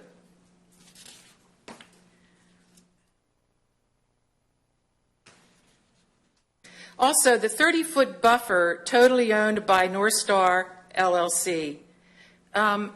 Is that wooded? This is the buffers between Lewis Crossing and Lewis Landing. When they show the wooded buffers, is that the woods that's already existing in Lewis Crossing, or is it a part of the parcel? That 30 feet is a totally wooded buffer within that parcel, this project. Yeah, To come up with that 60-foot wooded buffer that they spoke about. I think, yeah, no, they said, that, and right, I know what you're saying, because the 60 feet is really 30 feet of Lewis Crossing. Yeah. Theirs is Right. only 30, 60 yeah. feet. Thank It's only you. 30. Add the yeah. two together. Sure. Thank you. Yeah. So, security lighting, okay, so adverse impact on surrounding communities. Security lighting for the MR parking area, which notice the parking area is on the outside of that section. The buildings are on the inside with the exception of the one, and the parking is around the perimeter on the outside. Security lighting for parking area will shine into Lewis Crossing. If this were an SCRP, a 50-foot to 100-foot forested buffer would be required for this very reason. A larger buffer will reduce light and noise pollution. In the spirit of the SCRP affordable housing requirements, which expedited this project, a larger buffer should be required, and you could make this a condition. In case anyone needs reminding, this is Lewis Crossing. It is already dealing with light and noise pollution from Redners. If the developer wants his project, which is located in an AR1 district where residents currently live, the Planning and Zoning Commission and the County Council have the authority to add this condition, widen the buffers. It is not unreasonable. In fact, it is unreasonable not to require it. Ms. Hicks, real quick, before you go to that past that picture, because you all have shown that one before with Redners. Yes. For the life of me, I can't figure out the angle of that. Where's the picture taken from? Is it on the same side as Redners? No, so I am. What? Oh, okay. There you go. Yeah, so I am in Lewis Crossing. Okay. I am on the road looking across. That's what, yeah. The way it was explained before, I was thinking it was in the vineyards looking down Route 9. So that's the fence that runs along Route 9? Yes. Okay, Okay. Redner's is on the other side of the road. Yes. Okay, yeah. So you can see the amount of light pollution that security lighting does, and that stockade fence doesn't help. If you drive and look into backyards, you'll see that some of these residents have taken to planting conifers to try to come up with their own remedy. That's helpful, because I know you've used that picture before. And where in the world is that I taken? know, Yeah, I know. Okay, thank you. And then I'm showing this so you can see how that parking goes right up by that perimeter buffer, and that will have security lighting. Without a larger buffer, forested buffer, the quality of life in Lewis Crossing will deteriorate and home values will be negatively impacted. Planning and zoning staff noted page 12 of their review, number 6, please note that the Sussex County Planning and Zoning Commission may add conditions to the approval of any cluster development to protect adjacent properties and the natural environment. And by the way, I think I addressed this. Preliminary drawings show, oh yes, show a forested buffer all the way around the perimeter of the entire project, except in the commercial area. Another question that I have that needs to be answered, does this mean the developer will plant a forested buffer where none currently exists? Make it a condition as it was shown. So how does a Northstar stack up against Code 99-9C? The approval of a subdivision shall include consideration of the following. Number 3, I'm not going through all 17, just a couple that really stand out. Preservation of open space and scenic views, I think we proved no. Screening of objectionable features from neighboring properties and roadways, no. Provision for safe vehicular and pedestrian movement within the site and adjacent ways, no. Got to turn the page. Effect on schools, public buildings, and community facilities. As we said earlier, we need to get answers for that. Effect on area roadways and public transportation, no. Now the zoning for the C3. The request was made for C3 when what the users described, what the developer described really could be satisfied by a C1. A reminder where the commercial area is to be. Nassau Commons and the Vineyards are B1 and C1.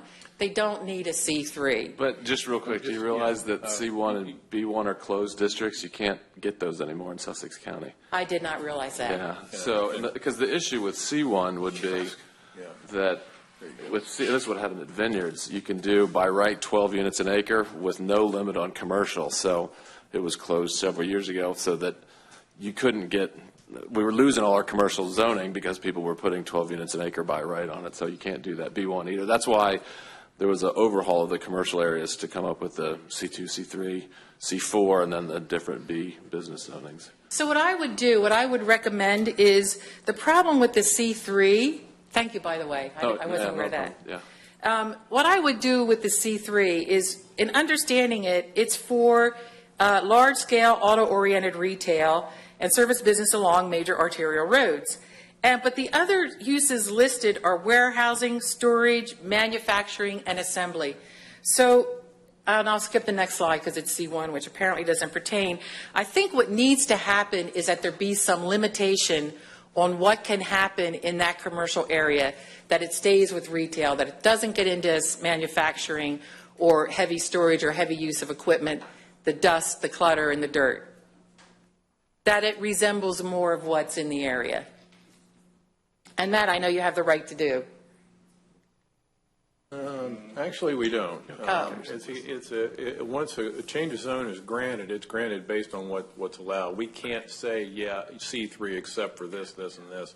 It's either yes or no. Then it probably should. A conditional use, on the other hand, is where we have the discretion. So it's two different things. And I would recommend. I understand what you want. Yeah, I would recommend no. We hear you. Yeah. Okay. Let's see.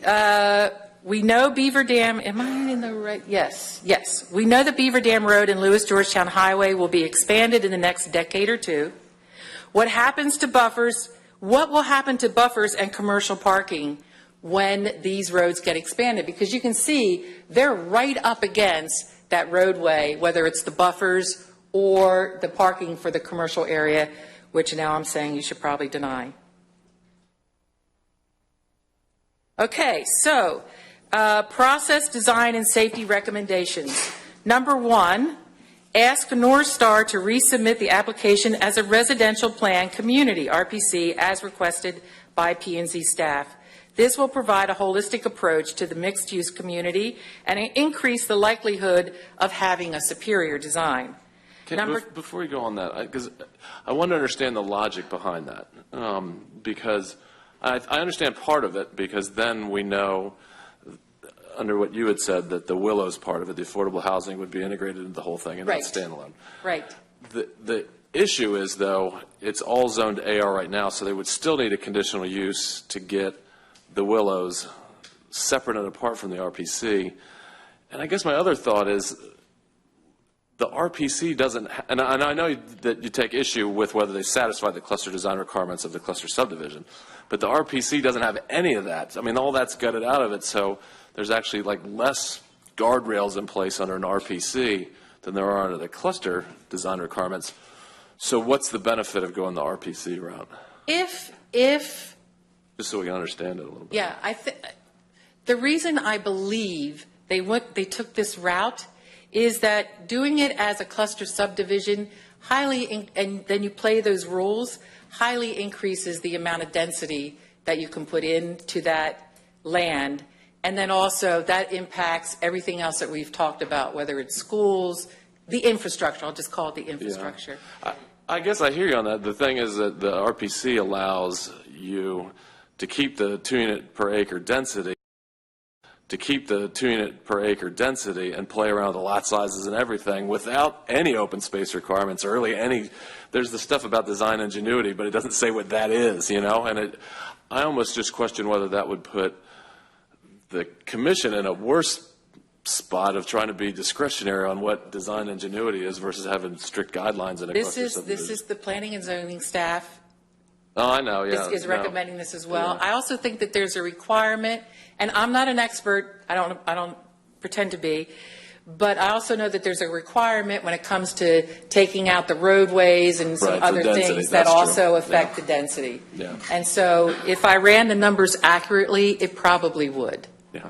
Well, we're going to find out, too. That was a good question you brought up about what was used for the density calculations for this. So, anyway, no, it was a question. I hope you think it was a fair one. I just wanted to understand the rationale. Because I know that staff mentioned that, and I know that you all are really engaged in land use, and maybe there was something that you all had thought of that we hadn't in terms of RPC. So. And the other thing, superior design has been, and I'll stop there. Well, you don't have to say anything more, but I will say this, and I think you can appreciate this, that at least there's a definition of superior design. You can argue whether it's good or bad or indifferent. There's standards in Section 115.25 for a cluster subdivision. There's not anything in the RPC section of the code. That's why I go back to, at least we've got some sort of guardrails in place on this, if it gets acted on favorably at all. But, there's just, it's the Wild West when you come to an RPC compared to a cluster subdivision. If you run the numbers, it has quite a big impact on density.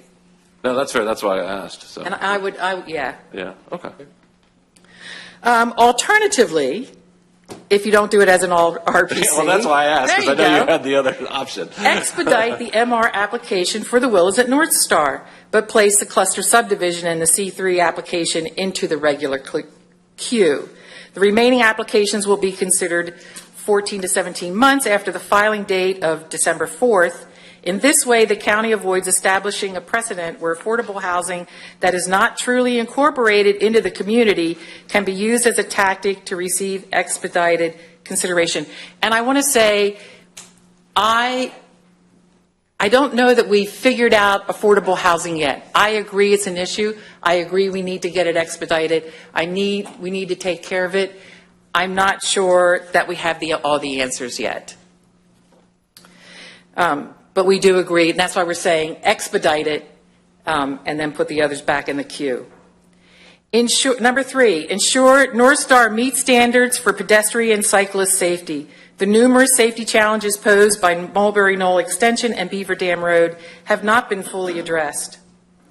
4, adopt conditions on the application that protect adjacent properties and the natural environment. Reduce the adverse impact of Northstar posed by lighting and insufficient buffers on Lewis Crossing. 5, insist that Northstar meet the spirit as well as the letter of open space ordinances, which is not now the case. SBC agrees with the comments of the P&Z staff that the present design fragments open space. Contiguous open space requirements are not met. 6, rezoning for commercial area. Well, I'll skip that. And go on to the last slide. Considering the size, scope, and impact of this project, what we have heard today, and that others who work and could not be here or call in, we respectfully request that the record be left open for 10 business days. And thank you for your consideration and your questions. What's the purpose? Just to leave the record open just for the heck of it? We don't do that. What is the specific purpose we're leaving the record open for? We have questions that we need to research regarding traffic, regarding the questions that I just asked today, and there were some things that I posed to the commission that I felt you should look into. And I could provide that list if you would like in writing. We'll take that under advisement. Thanks. Thank you. Okay. Mr. Hutt, if you would like to have the opportunity to respond to the questions that were posed, if you want to. If we don't do that, sir, your time's coming. And this isn't an opportunity. Yeah, this is not your opportunity to cross-examine anybody. This is us seeking information because we think it's relevant, so. And keep it limited to the questions that were answered. Don't re-argue your whole entire presentation. Hey, hush, everybody. You're going to get your chance to speak. I appreciate your Not patience. that you're going to, but. Long day, but this is us seeking information because we think it's relevant, so. And keep it limited to the questions that were answered. Don't re-argue your whole entire presentation. Hey, hush, everybody. You're going to get your chance to speak. I appreciate your Not patience. that you're going to, but. Long day, but we'll get to you. We'll get to you. We're going to let this guy answer a couple of questions from Ms. Hicks, if he wants to. Go ahead. He may not want to now. I'm going to start with the question. There was a reference made to the letter that requested expedition of the application that referenced April filing for the low-income housing tax credit program.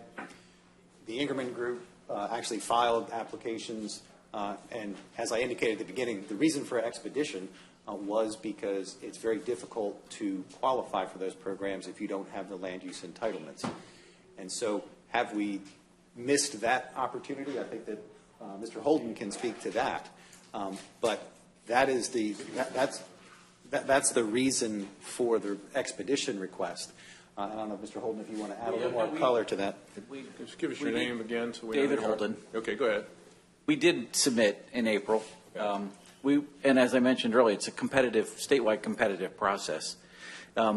We scored really well, but we had a threshold issue because we didn't have land use approval. So they said, come back when you have land use approval. So that's our plan. Okay.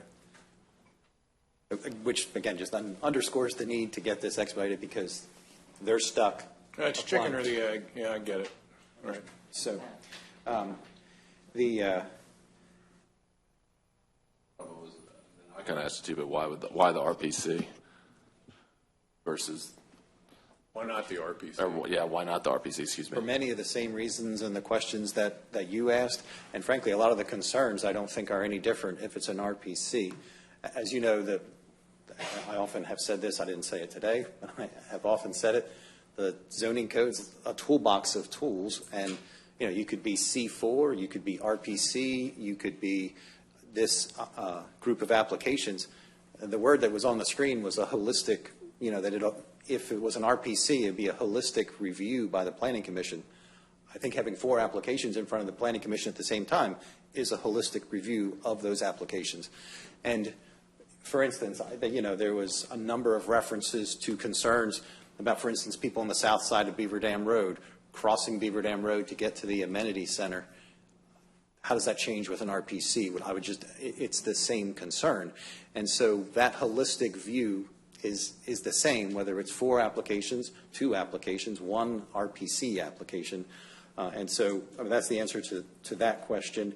I think there was a question about why and I thought Mr. Lardner addressed this during his presentation, a question about why BJ Lane doesn't have a 30-foot perimeter buffer. The code doesn't require a 30-foot perimeter buffer in all circumstances in a cluster subdivision.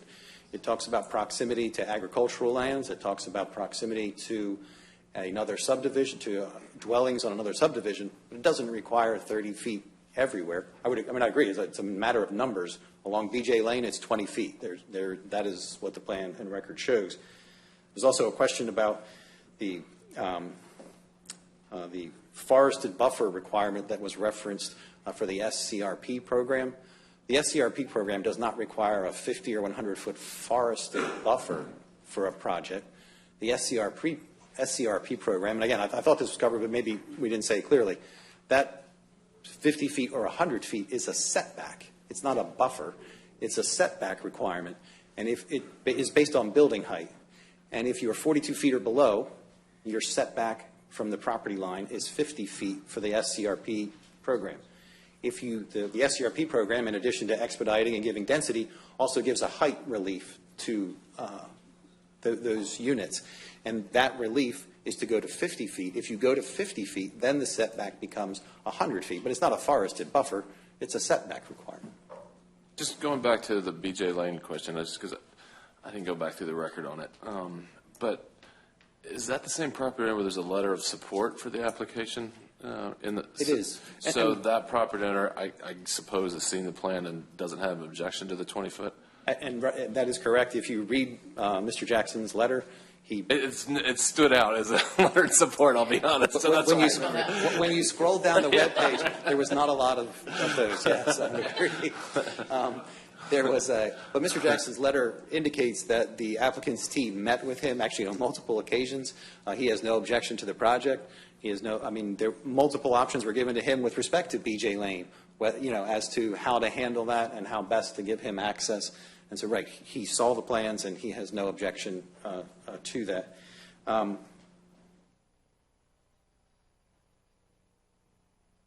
think there was a question about, about the impact of the conditional use affordable housing on property values.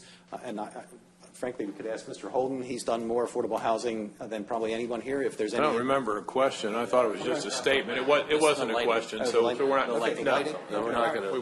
We're not going to take any testimony. We're going to consider It wasn't a question. okay, just the lighting. Okay.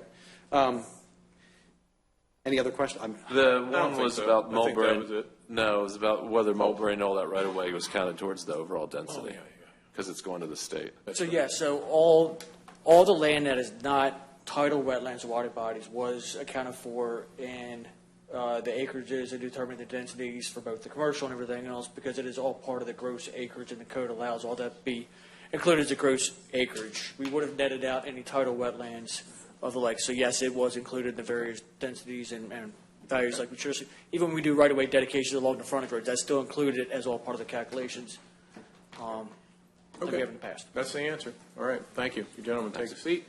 One question you did have that my friend Dotto going to have to answer is the traffic that's going to be assigned to Mulberry Knoll Road Extended. Yeah, the vehicle, because I don't sure. have that answer, but that was a question. That's fine. Okay. Well, if you're going to talk, you have to. Okay, you need to come up here if you're going to. Okay. Good. We appreciate that. Okay. You've all been so patient. It's wonderful. Who's next? We've got all night. Come on. Right up here. So over here. Were you guys done? I'm sorry. Yeah, and is there a spokesperson Is there a spokesperson? Any more spokespeople? You're speaking for a group, and you're next. I am. Okay, come on. You're speaking for a group. Okay. Anybody else speaking for a group? Okay, then you're next. Okay. Oh, thank you. All right. So we got this group, that group. All right, sir. Good afternoon, and thank you for permitting me to speak to you today. My name is Ralph Patterson, and I represent the nearly 1,500 men and women who are members of the Cape Henlope and Elks Lodge. We are one of more than 1,800 lodges all over the country with more than 800,000 members. We operate under IRS 501c8 regulations and as a fraternal and charitable organization. In our case, we emphasize charitable. Over the last year, we've donated more than $50,000 to local charities, churches, food banks, veterans organizations. I give Mr. Whitehouse a list. He has letters of recommendation, commendations, that sort of thing. We come here today because we think that this project could cause us serious harm. I'm going to get into why. We're located at 18544 Beaver Dam Road. That puts us at ground zero for Phase 1. Phase 1 entrance will be about 40 feet from our property line. It's our understanding is completed. The entrance will be controlled by a traffic signal at the intersection of Beaver Dam Road to the east and the west, Northstar to the north, and the entrance to Coastal Club to the south. We've been our building for more than 50 years. The Elks Lodge has been in business for 50 years. We were a horse barn before that, much like our neighbors next door to the east, the horse farm that's existed.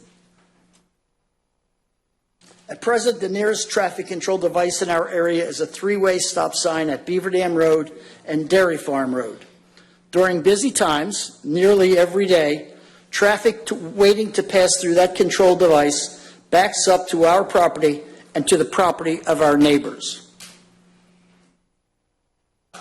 We are nearly 1/2 mile from that sign, and that's today. The addition of additional vehicle trips per day will only exacerbate the situation. We only know that the bad traffic situation on Beaver Dam Road will not be improved by 800 new units. In a worst-case scenario, DelDOT will actually widen Beaver Dam Road, in which case we would lose 1/3 of our parking, a very nice sign that we just paid a lot of money for, and a flagpole. We have no expertise in zoning and claim none. We defer to the Sussex Preservation Coalition and their expertise in that area. We understand their concerns about additional traffic in our area, zoning changes associated with Northstar, additional strain on infrastructure, and the negative impact on our school system. A view of their comments on Northstar convinces Cape Henlopen Elks to associate themselves with their concerns about this project, even though our issues are somewhat more limited than theirs. What can planning and zoning do to help us with our problem?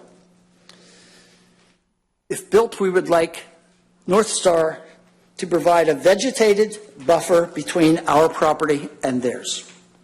The 30-foot standard should be strictly enforced, and a much wider buffer should be considered.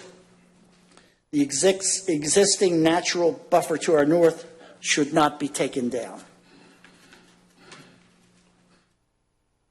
The buffer to the north, is that on your property? Are you saying that what's there on their property should be preserved? I believe it is not on our property, but it is clearly a natural buffer that exists under the current circumstance. Okay. We would also ask for a physical barrier to separate Northstar from our property.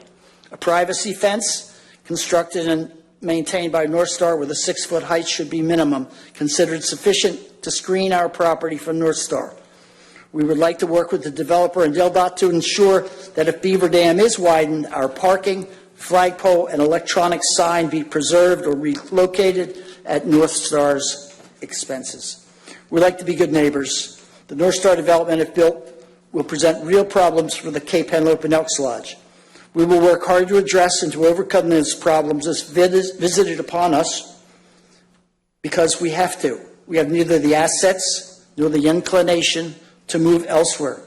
We thank you for your time this afternoon, and we ask that you give serious consideration to our thoughts on the issues of Northstar.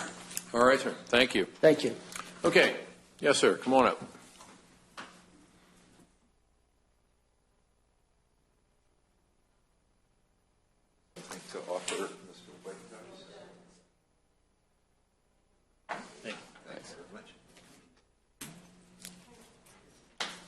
Hello, and thank you for giving us the opportunity to address you today. Absolutely.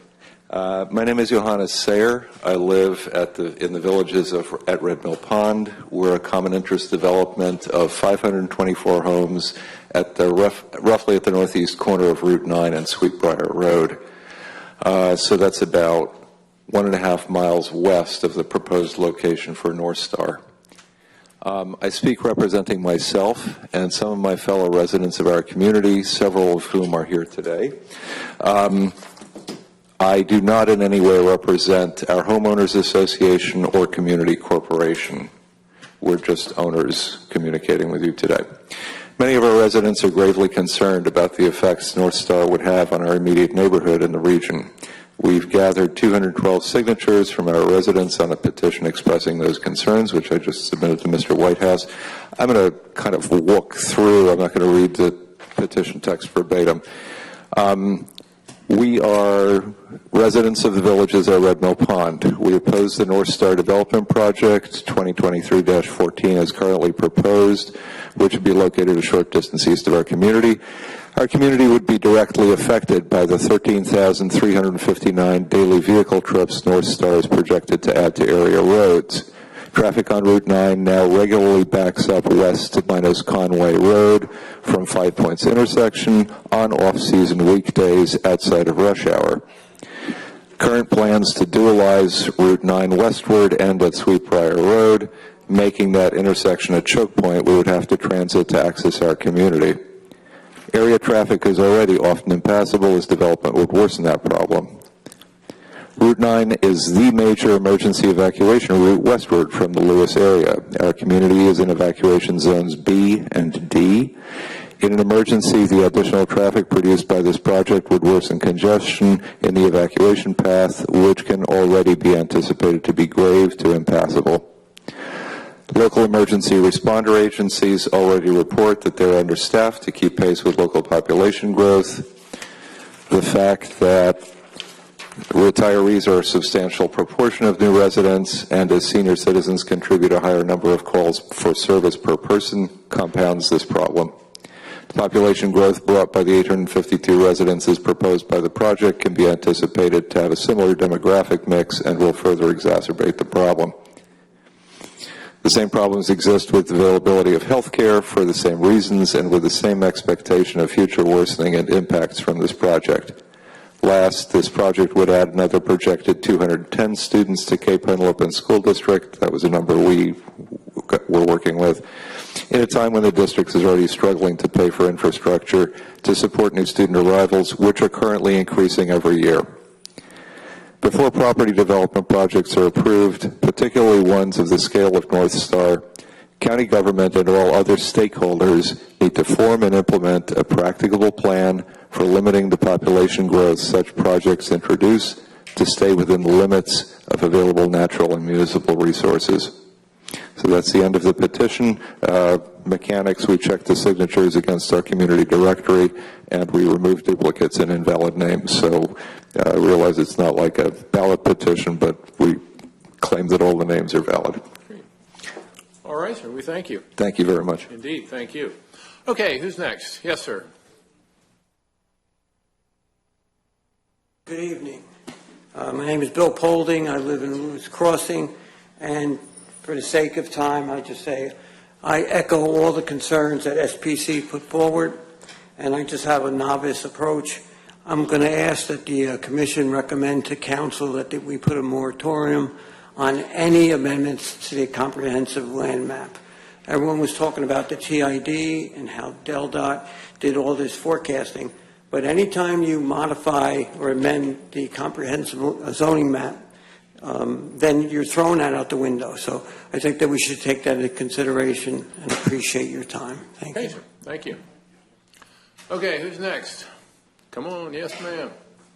You had a question. You had a question a long time ago. Oh, boy. I hope you wrote it down. I have written them down. Okay. Sarita Hill, Coastal Club. How are you? Thank Good. you. Thank you. One of the 8 questions that I have are comments. DelDOT stated that they concluded a TID analysis in 2022 on the potential build-out. How was the rezoning impact? Was the rezoning considered with this in this plan? Because it's going to change things completely. It's not apples to apples now. It's changing. If the rezoning is increasing the I think the testimony was that DelDOT that they are at or slightly under the number of units that DelDOT had planned in the TID. And I believe in the square footage, And the the square commercial square footage, footage. yeah. okay. So, yeah, So the rezoning will not necessarily impact that. doesn't Okay. impact that. Yeah. So let me move on. Let's see. One of the concerns we have in the community, of course, is water runoff. Something else that I learned is a cluster subdivision is typically in urban communities. Lewis is not an urban community, and we don't want it to become one. The potential traffic that will result of cluster division will be adversely impact people in Coastal Club and surrounding communities as far as property value, because the amount of traffic, as you see, we have on Beaver Dam Road is insane on a daily basis, and as everyone has stated, it backs up to Coastal Club with the new stop sign that's been installed. One of the questions I have is from the National Transportation Safety Board as far as the emergency evacuation routes. how do we work around that? Like, what are the restrictions that are implemented for emergency evacuation routes currently? And how will level D, I think we said level D or E traffic, affect that type of the route for emergency evacuation routes? What impact will that have on Route 9, which is what we currently use as the emergency evacuation route? What was the other thing I wanted to say? Let's see. And to have the roads widened by 2045 is an insult to people currently living on Beaver Dam Road. It's just, 2025, we probably won't, half of us probably won't even be around. 2045, I'm sorry. And as earlier stated, I just want to support the comments that were made about traffic lights and the speed for crossing 9, which is 40 to 45 miles an hour, and 23, which is 50 to 45 miles an hour. And I think it's just a very dangerous, a lot of things need to be considered before we proceed with this project. So the rezoning, as we've stated, the rezoning was considered when DelDOT did the TDI analysis. Well, the rezoning doesn't change the density that they had planned on. So in other words, DelDOT had calculated a certain level of density. This request is under that level of density. Okay, so Yeah. it's a part of that. Yeah. All right, thank you. You're certainly welcome. Thank you. Okay, who's next? Hi, I'm just hoping my battery doesn't go before I'm finished. Okay. Fern Goodhart, I'm from Lewis. I live off Plantation Road and would like to make several points. I use a bicycle for transportation. I do not have a car. I'm on Route 1 every day, often trying to get to and from the trail. I'm very concerned with the impact of all the developments already in the pipeline on traffic and safety. As it is, it takes me 5 minutes just to leave my driveway on Plantations because drivers use it as an alternative already to Coastal Highway. Drivers, sorry fellas, mostly male, seem to resent sharing the road with a bicycle. I'm yelled at, cursed at, and have literally been driven off the road, and I'm in the bicycle lane. Our wonderful trails don't go everywhere, so we need to travel in the bike lanes and on the shoulders. Adding tens of thousands more vehicle trips each day will compound my risk and others for accidents, injury, and death. Heading west from the trail requires crossing Route 9 to go home or to access existing schools, such as on Mulberry Knoll, or businesses such as Lowe's or Coastal Highway restaurants. Currently, it's already dangerous and time-consuming to cross Route 9. Crossing Beaver Dam Road is also difficult on a bicycle, and it has a much narrower shoulder. Other bicyclists and pedestrians, including the local bicycle clubs, whoops, I'm going too fast, have the same issues. You read in the newspaper, you see the number of accidents already occurring this month, even this week, such as on Gill's Neck. I'm concerned about the added traffic on our infrastructure. As others have said, limited evacuation routes, increasing response time for emergency vehicles, and more. The new roundabout by Route 9 in Lewis already backs up traffic more than a mile on Plantations Road from the roundabout and the Route 9 light in the middle of the weekday afternoon. I saw this past Monday. And drivers don't understand that bicyclists can use the travel lanes when there's no shoulder or bike lane. So just imagine adding 10,000, 17,000 more cars thinking that they don't have to share the road with a bicycle. Drivers don't respect existing crosswalks when bikes or pedestrians or school children or scooters or skateboarders are waiting to cross. I see this on Plantations. Adding lanes or widening lanes will only add traffic and speed and make crossing the roads more dangerous, all severely reducing safety. I've seen that the national trend is to calm traffic, not accelerate volume or speed. And as a side note, with all these developments in the pipeline being proposed and being built, it's adding more pressure on the existing trails. Believe it or not, I had a head-on collision on the trail with another biker on the Georgetown Lewis Trail. And last month, a friend got clipped from a bike going in the other direction on the trail and had to be medevaced to Christiana. So when you're thinking about, well, we have trails, they'll use the trails, they won't be on the roads, the trails are really getting more dangerous as well, especially with the e-bikes that are used as mopeds.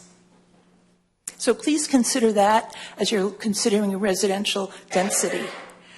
And I support what others have said about the environmental impact. I don't support increasing impervious coverage, reducing wildlife corridors, undermining the wetlands and flood zones, narrow buffers, and useless grass lawns. Frankly, I also recommend a county moratorium on further development until the current master plan can be updated and more in line with, frankly, the other counties in the state and current standards for sustainability. I don't support any zoning changes at this time away from agricultural residential, and I recommend maximizing open space. As a resident, I don't want to see you turn this county into one big cookie-cutter cluttered suburb. And I'm disappointed that DOT engineers can't figure out a maximum capacity before accidents increase and cars can't maintain the recommended miles per hour post-COVID, even without considering the quality of life. So it sounds like the commission's going to have to do that. So please take the long view. Please minimize the impact of building on our health, safety, and welfare. I'd like to be alive to speak with you in the future about things that come before the board. I don't want to be roadkill. And as an aside, as a neighbor, I'm frankly offended from a social justice perspective that Northstar is proposing to ghettoize affordable housing, proposing to build it last, and expect residents to cross these bigger roads to access amenities and businesses. And by the way, regarding school capacity, maybe this is a public service message, but if you stop approving developments, schools can catch up with its capacity. Thank you for your attention. Okay, thank you.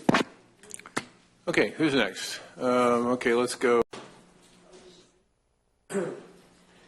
My name is Melvin Mousley, and my wife and I have the Pam Ann Stables horse farm that everybody talks about here. Most of my concern, I know this is probably going to be approved sooner or later, but I'm not here beefing on that. Okay. But the horse farm is a working horse farm. This development is butt right up to it. They're talking about a 30-foot buffer. You're going to have all these people coming into the pastures. It just happens. It's going to happen. They want to go see the horses. They're going to get kicked. They're going to get bit. We're going to be liable. We're going to be forced to move our stuff out. And we've been there for 45 years. That buffer is nothing to us. What we need is probably a 100-foot buffer. I know that's out of the question, but that's what I'm asking for. Leave the existing tree buffer that's real thick and high growth. Also, make a fence around it that's like a stockade. You can't climb through it. You can't see through it. That would make safe for everybody. And how about posting signs, no trespassing? Yeah, certainly you need to post. I want to ask a question, though, of our attorney. Is the horse farm an agricultural activity? Isn't that a farming activity? So is he protected under the right to farm? Yeah, I think I mean, not that it's going to solve all your problems, but doesn't mean they ain't going to sue me either. Well, it'll keep you from getting sued. I mean, it won't stop them. Well, they can sue you for anything. You get it dismissed, but because the right to farm is pretty clear. You know, if you were there first. But still, no, it's a track. What you're suggesting is maybe a fence. You would like to see a fence. A fence you can't climb through. Okay, we'll take that. 6 to 8 foot. Okay. And then the developers to put up signs that say no trespassing. Yeah. Oh, we would have that on there well, anyway. The developers can do that. Well, they can do that. But that and the I forgot I lost my train of thought. Put up a sign and say horses kick and bite. Stay well, off. they will. But the problem is people want to come over, take pictures. They're going to be in there. They're going to be a nuisance unless you can block them. Understood. That's all I'm saying. 30 feet is nothing. Okay. And that's all I'm asking for. All right, sir. All right. Thank you. Yes, sir. Thank you. Okay.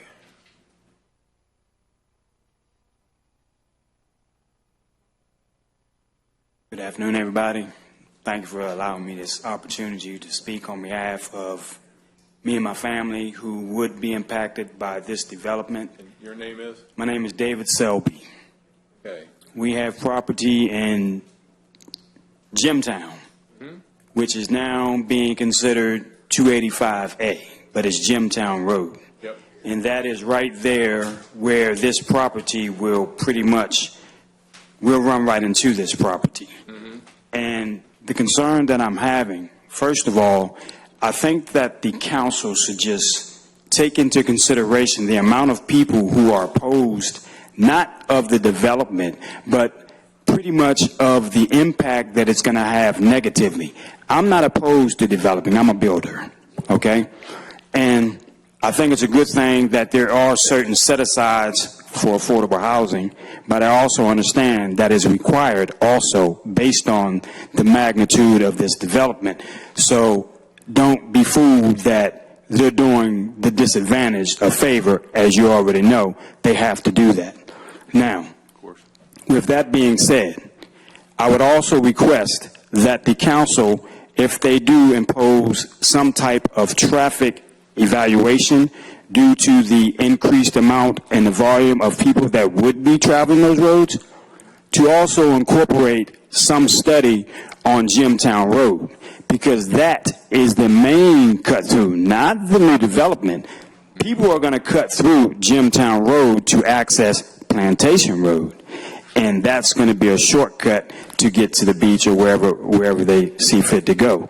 And I would also ask that you consider the impact of those when you widen those roads. There are plenty of residents that live on those roads who are now, based on the new codes, not within the setback laws. Okay? So when you're talking about widening roads, we're talking about uprooting people who have been there many, many years, not just since these new developments have been established. Because the majority of people here now are from new developments. We're talking about history. Jimtown Road and Jimtown is a historical town of never enslaved black people, okay? So I'm speaking from passion. My grandmother died on the picket line proposing the same thing that once was not housing, but a road to come across the same tract that these individuals have now slated for housing, okay? But it's the same old, same old. They don't consider the little people. It's all about future residents and not the people who are already here. We must take advice from the people who are already here and get input from these individuals before we can basically draw some type of assessment on what is best for the community. Because right now we have a community. They're basing what they want to do and what should be done on what is to come. Okay? So I think we need to take a closer look at those of us who have roots within these communities. And like I said, Jimtown is a well-established community, but I do know that there's future proposals that is going to more adversely affect Jimtown, because when you talk about getting from this new development and the influx of traffic, then you're going to create different routes to get to those commercial and beach areas. And there is a farm that's across from this development that I know is being slated for development as well. And it's a 100-some acre farm that's not included in this proposal. And that too will increase not only traffic, but then we're looking at the historical town that my family's in. Where is the infrastructure? Where is the water runoff? Now, when they say they do these studies, I'm going to tell you what they did in Jimtown. They ran away the bald eagles. They uprooted black graves, okay? They dried up a natural waterway. It used to be a impassable bridge where you had to yield to the other traffic coming along. They took that out and they put pumping stations in there. Now that's just a little trickle where it used to be a stream. So these are the things that they do to try to manipulate the environment to establish the fact that, well, we don't have wetlands back here because they've dried them up. Now when you're putting houses of this magnitude, you're going to have a problem. And the problem is going to be what you don't have as wetlands now. Somebody's going to be living next to a wetland, because where is the water runoff from the ground disturbance that's now replaced by houses? And I just ask the council to consider the small people and not basically try to stop the project, because everybody has the right to live and everybody has a right to earn their money. The developers I have no problem with, but employ them to really take a serious consideration of the people who they're actually affecting, instead of just focusing on the money to come from the future residents. And I thank you. Yes, sir. Thank you, Mr. Selby. Appreciate it. Okay, let's go over here with this lady right here. Or man, as the case may be. Who's getting out? Oh, here we go. Okay. There was a hand over this way. There you go. You're next. Good afternoon, but I think it's good evening, commissioners and staff. My name is Lynn Carmen, Dr. Lynn Carmen. I reside in Lewis. And I don't want to repeat, of course, what everyone has said, so I'm just going to go right to the point. Let's focus on life safety as a priority. Important as it may be for those supporting this Northstar development, and therefore with financial and potential economic gains, I ask you, when does life and safety become priority?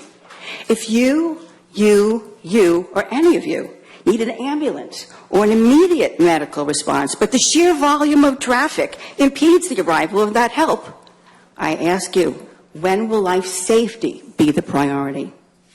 If you, or any of you are in, if you are in need a physician, but you can't even get that because the rise of population is seeing that there's a depletion of physicians for the number of people that we have, especially with older residents that require more residential care. So once again, when is life and safety going to be a priority? If you or your loved one become a crash victim stemming from the mere fact that there's a huge increase in the number of vehicles and overcrowding on the roads, when will safety and life be a priority? Let's get real here. Considering the current unbridled development has led to a runaway of strains on our resources and dramatically transformed our landscape into dangerous ways, it's time we set our priorities to safety over financial gains. For in so doing, and I'm going to borrow from an old phrase, the life you save may be your own. How much longer will it take to realize that this insane increase of development, if not arrested now, will lead to regret later on down the line? It's not yet too late to ask ourselves, when will life and safety become a priority? You've asked that about 7 times. I surely did, for a reason. Okay. And I would like to submit this picture, and I know I don't have anything on the electronics. That's all right. But this is just a typical day, May 23rd, 4:19 p.m. Not even the fact that we don't have our seasonal traffic here. And this is, well, actually, can I pass it along? This way. Yeah, thank you.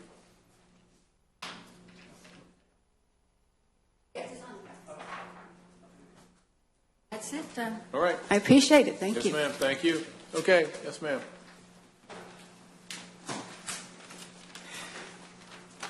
Hello, my name is Marion. She stole a lot of things I was going to say because as a senior, I am very concerned about my family's well-being. What was your name again? Marion Utter. Thank you. I am concerned about not only the traffic congestion, because I've seen many times where ambulances have nowhere to go, but I don't understand, based on the 2022 TID study, how they can project the number of additional trips from a project that wasn't even proposed at that point of Northstar, as well as the Cool Spring project, as well as the Cardinal development down further on 23, as well as the other community that's not finished as well. How can they project the additional trips to make that determination. And I'm going to follow the gentleman's thinking here, where I believe it's the same old, same old. Developers pay a fee to forgo the traffic impact study. So I believe money talks and safety walks. That's it. Thank you. Okay, let's make sure we have testimony that's different now. Okay, we've heard a lot about traffic. We've heard about life safety. We've got that. Remember, it's the quality, not the quantity. So with those thoughts in mind, who wants to go next? You. Okay. Okay. Is there somebody I can't see around that column there? Whoever the person is over here will be next. Go ahead. I promise I won't take long. I threw away the speech I had planned already. Okay. You can see the whole theme here is health, safety, and welfare. Right. We feel very passionate about it. And I'm sorry that DelDOT representatives left, because the question I have, considering 6 months of the year is hurricane season, right, and a big chunk of that is when we have tourists. So I tried to put myself in their place to find an evacuation route from flooding. The last online map I found through DelDOT was 2017. 9 was still the major east-west corridor. Of course, 23, 24, all of those, and all the developments that have been in that area ever since have increased the traffic, obviously. We are witnesses to all of this. I would like to know, when these plans are made, and DelDOT is part of it, the emergency piece of it, maybe a shoulder for a paramedic to come through or a cop to stop traffic, or if there's an accident, somebody's got to go in a different direction. The reality is most people just take the shoulder as if it's lane. So I would like some consideration for the major corridors that we have to evacuate when the flooding, which has already gotten worse, has to be addressed. And if somebody who's not here today or keeps count of what goes on here, they're going to go online to look for a map. It doesn't exist. 2017 is obsolete. So I would like that to be a major consideration, and that the paramedics are part of a conversation so they can forecast the numbers, all the acronyms and the math that went to it. They should be part of the forecasting. Okay. Thank you. Thank you. Okay, there was somebody over here that had their, yes, ma'am, yeah, you. Hey, everybody. I'm John LaSure. I live in Lewis. I've had property here for 30 years, lived here a little over 20, but can't say I was born and raised here. Okay. But I've seen the quality of life really degrade in our area, and particularly in the last 10 years. The development is exponential, as everybody knows, and it affects everything. Everybody's talked about other things, so I don't want to repeat things over and over again. But we have become this massive suburb with no city. Where's everybody going? They're going to Route 1. That's where all the commercial is. And the only way to get there are these other roads. So that's why we're so backed up. I saw a plan back when Minner was governor that showed commercial on Route 9 to get people away from Route 1. Now we're full of residential everywhere. And they've got nowhere to go. They all go into the same place. And I think that's a real problem. Also, the traffic studies. I'm familiar with traffic studies. Peak, PM, AM. That's not our rush hour, gang. Beaver Dam's backed up at 3 o'clock. Our biggest rush hour is when BB lets out shifts. That's where we get our traffic, not the normal AM, 9 a.m. and 5 p.m. traffic. And that they're not kidding about the backups. I've seen them ever since that, even since the circle's been built. It has relieved nothing. It's actually worse. People are back to back on that circle. All those lights, they're not working. So I'm not really trusting much what's happening out here. So those were my main points. And the other question is, you know, I understand all this development, I understand plans, but it's timing. You know, I don't think anybody has any problem with smart growth, but it's happening too fast. Our services cannot keep up. It's not just traffic, it's hospitals. You cannot get a doctor. You have to wait 6 months to a year to get a doctor.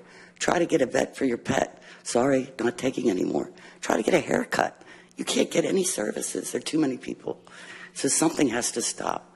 So I recommend either a slowdown or a moratorium till we can catch up, because we just can't catch up. It's not happening. Thank you. Okay, thank you. Okay, who's next? Yeah, you're fine. Come on. And then you, sir, all the way in the back. And you in the red shirt, you'll be third. 1, 2, 3. To cut down on the amount of time, I'll paraphrase the letter that I prepared. Okay. And try to answer your questions. My name is Dale Sands. I'm a resident of Lewis Crossing. I voted against allowing the access road through our development to Northstar. The reason why I did that is because those costs of maintaining that road get transferred to the existing HOA. And with that, our HOA fees go up. There is no consideration of the aged people that are in the community who are on fixed incomes. And with those rising costs, HOA costs, as well as a reduction in Medicare and Social Security, could be forced out of their house. And I just want, when you make the decisions on interconnectivity, that you weigh those into your considerations, because that proposed initial route would have been a direct route on the Beaver Dam Road for that particular portion of Northstar. I've done a little research. We are not the only state that is going through this misery. So is Montana. And in that particular case, a community was granted access with a gated community with only the restrictions of the public and encoders for emergency vehicles.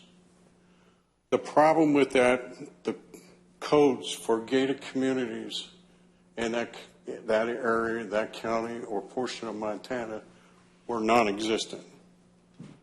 So the new built community took a vote, and we'll leave the gate open continuously. There was actually a court case that went to the judge, and the judge in that particular instance ruled that they had the right to leave the gate open because there was nothing in the codes for gated communities in that particular section of Montana. So in essence, they built a gate that meant nothing. So the other option is you could build the gate on the existing community, and they're responsible for it. And they could vote to leave it shut only to emergency vehicles with encoders. The problem with that is, again, you're passing the cost to build that gate back on existing homeowners. Yeah, in this case, the plan that's before us doesn't have that interconnectivity. I understand that. And the reason why I'm bringing this up is because I know that there could be an appeal process. 2, I know it was taken out. I would like my verbiage put on the record. And 2, I'm asking this commission to evaluate your codes on gated communities, because it could create multiple problems for you down the road. Because I don't think this is going away. I think with the pressure that's being applied by the service providers with emergency vehicles, all are telling you how much it takes to get through a community. The problem is there's a quiet population out there of retired people that could be forced out of their homes with the additional HOA fees. No, understood. I would just say that the issue of changing our code or improving our code to address that, that's for another day. That's not the subject of this hearing. I understand that, but I'd like it to be in the record so you can move forward and not blindsided like the people were in Montana. Okay. Gotcha. And with that, I am done. Got it. Thank But you. it's not necessarily in the record in the right place, right? Yeah. It's all right. We got it. You're welcome. 7 o'clock. Okay, who's next? Yeah, I thought no, the guy in the red shirt's next, I think, right? Or no, who's next? You guys are supposed to remember the lineup. What was the lineup? We had three lined up. I guess it's been so long since I've been here, you forgot Oh, who I you was. again. Mr. Chairman, I know exactly what you're going to say after sitting next to you for 11 and a half years. That is, you don't want to hear anything you've already heard tonight.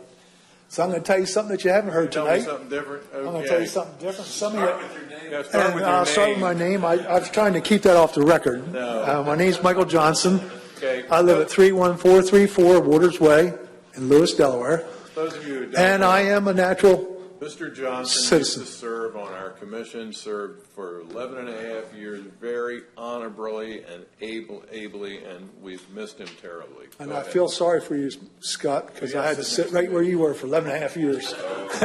That having been said, what Okay, I tell me am something. going to tell you that you haven't heard tonight, and you probably haven't heard at all, and that is I want to commend the commission on the professionalism that I see here tonight and I've seen with this application. In all the years that I was on the commission, I never had the staff support that I saw here with this program. And that's amazing. I said, when I started on the commission, I think it was 2006, we had a land use planner. A year later, he retired. 10 and a half years later, I still didn't have a land use planner. So, Mr. Whitehouse, and the staff that you've accumulated, I commend you. That having been said, no,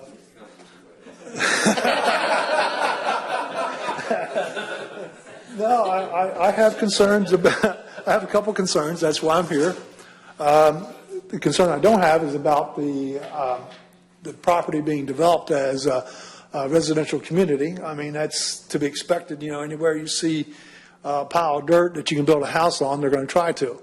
So when I bought my property a number of years ago, I knew that was likely to happen, that I was going to have more houses there, and I was okay with that. My concern is, and Mr. Robertson brought it up for me, was if the commission were to approve the Willow, is that what they call it?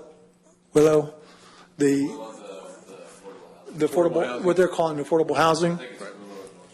I think the county would be in for a discrimination lawsuit, because if you're saying that you're part of our project that we're offering here today, but you folks over here, you can't come over here. So think about the family that has a 10-year-old son, and the 10-year-old son has an 11-year-old or 12-year-old buddy, in the rich section, and he wants to go to the pool. And the mom and dad say, well, I'm sorry, son, you can't. We're too poor. We can't afford for you to live in that development, so you can't go use the pool. And you can't ride your bicycle on their 11, 12, 14 miles of trails and sidewalks. No, because we're in the Willows. So that's my one concern about that.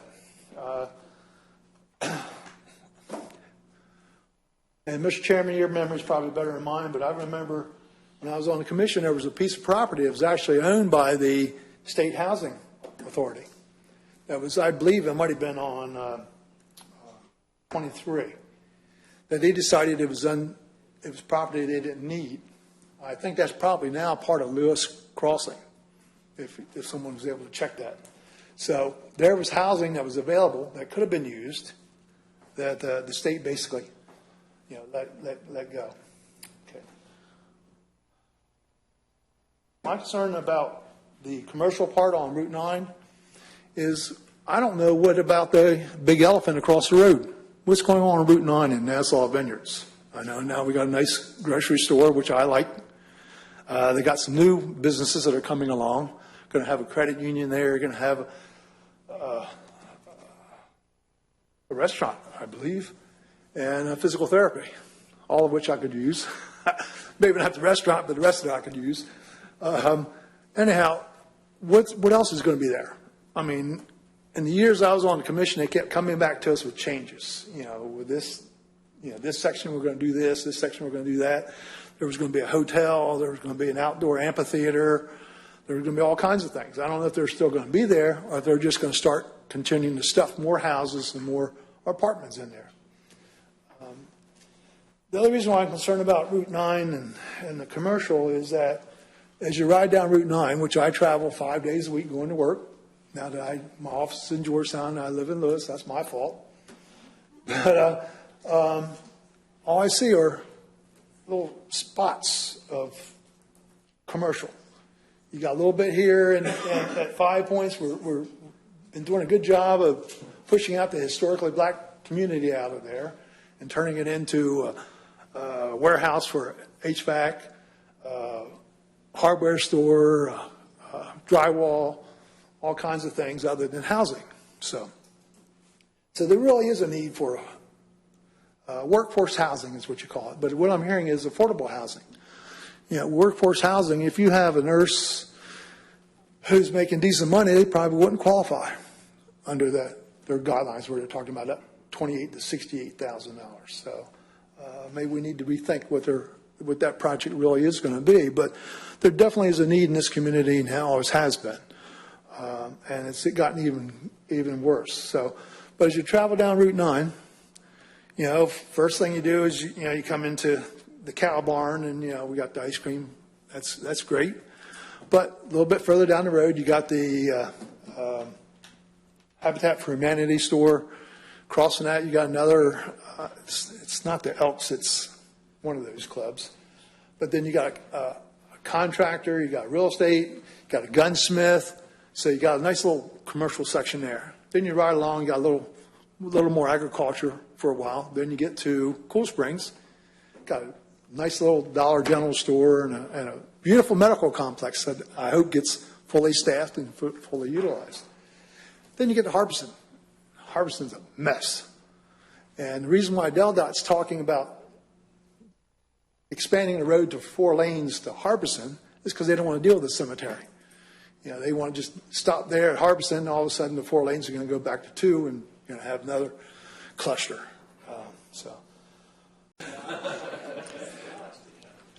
Thank you. My name's Dave Breen. I live at 31224 Ringtail Drive in Lewis. A couple of quick things, just like the other gentleman said. As a resident, I appreciate all the time and effort and the expertise you all put into this. This has actually been very well, and I've learned a lot, and a lot of the questions I had have already been addressed, so thank you very much. Most of this discussion started out with Title IX, Chapter 26, zoning, and land use rights, or land use, and how the county's involved with all of that.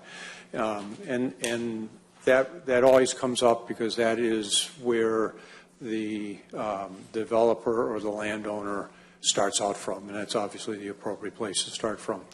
The other thing that's in the exact same Title IX is the quality of life. It's on the same par, it's on the same level, and it's there and meant to be for the benefit of the citizens.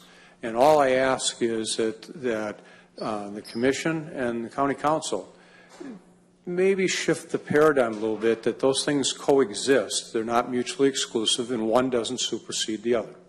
It never was intended to, and it really shouldn't be what takes place for ourselves. I do have a question that I'm hoping I misheard something earlier, and this is the opportunity for me to ask about it. There was a comment that was made about there's an HOA involved in all of this, if I heard correctly. Okay. As somebody who has served and still serves on an HOA board, I have a huge concern, especially with the low-income housing. Who is going to manage that? Who is going to monitor it? Who is going to enforce it? And if I'm going to be the one that's asked if I'm on the board, you just gave me a nightmare that I don't even want to consider. Well, they can answer that. It would be managed by a management company, whether it's workforce affordable or just HOA. Apartments. It wouldn't be the HOA. It would be. Okay. Excellent. It's on there. They'd have to have their own. The Mulberry Knoll extension, is it private roads within the development, or is it public roads? Mulberry Knoll will be a state road. It will be a state road. The proposed extension will be a state road. The other roads in the development will be for public use, but they're privately They're private maintained. roads. Yep. Yeah. Okay. And then the only other comment that I'll make is one of the folks got up and asked about the impacts on the evacuation plan. This will have no real impact on the evacuation plan because we don't have one. Our current evacuation plan is if evacuation is declared, some people are going to drive north, some people are going to drive west, and some people are going to drive south. And some of the intersections will have state police or other police officials directing traffic. That's our evacuation plan. There's no real how it will work. There is no will it work. It's just good luck to everybody. And with that, thank you very much and good night. Okay, thank you. All right, who's next? Yes, sir, all the way in the back. All right.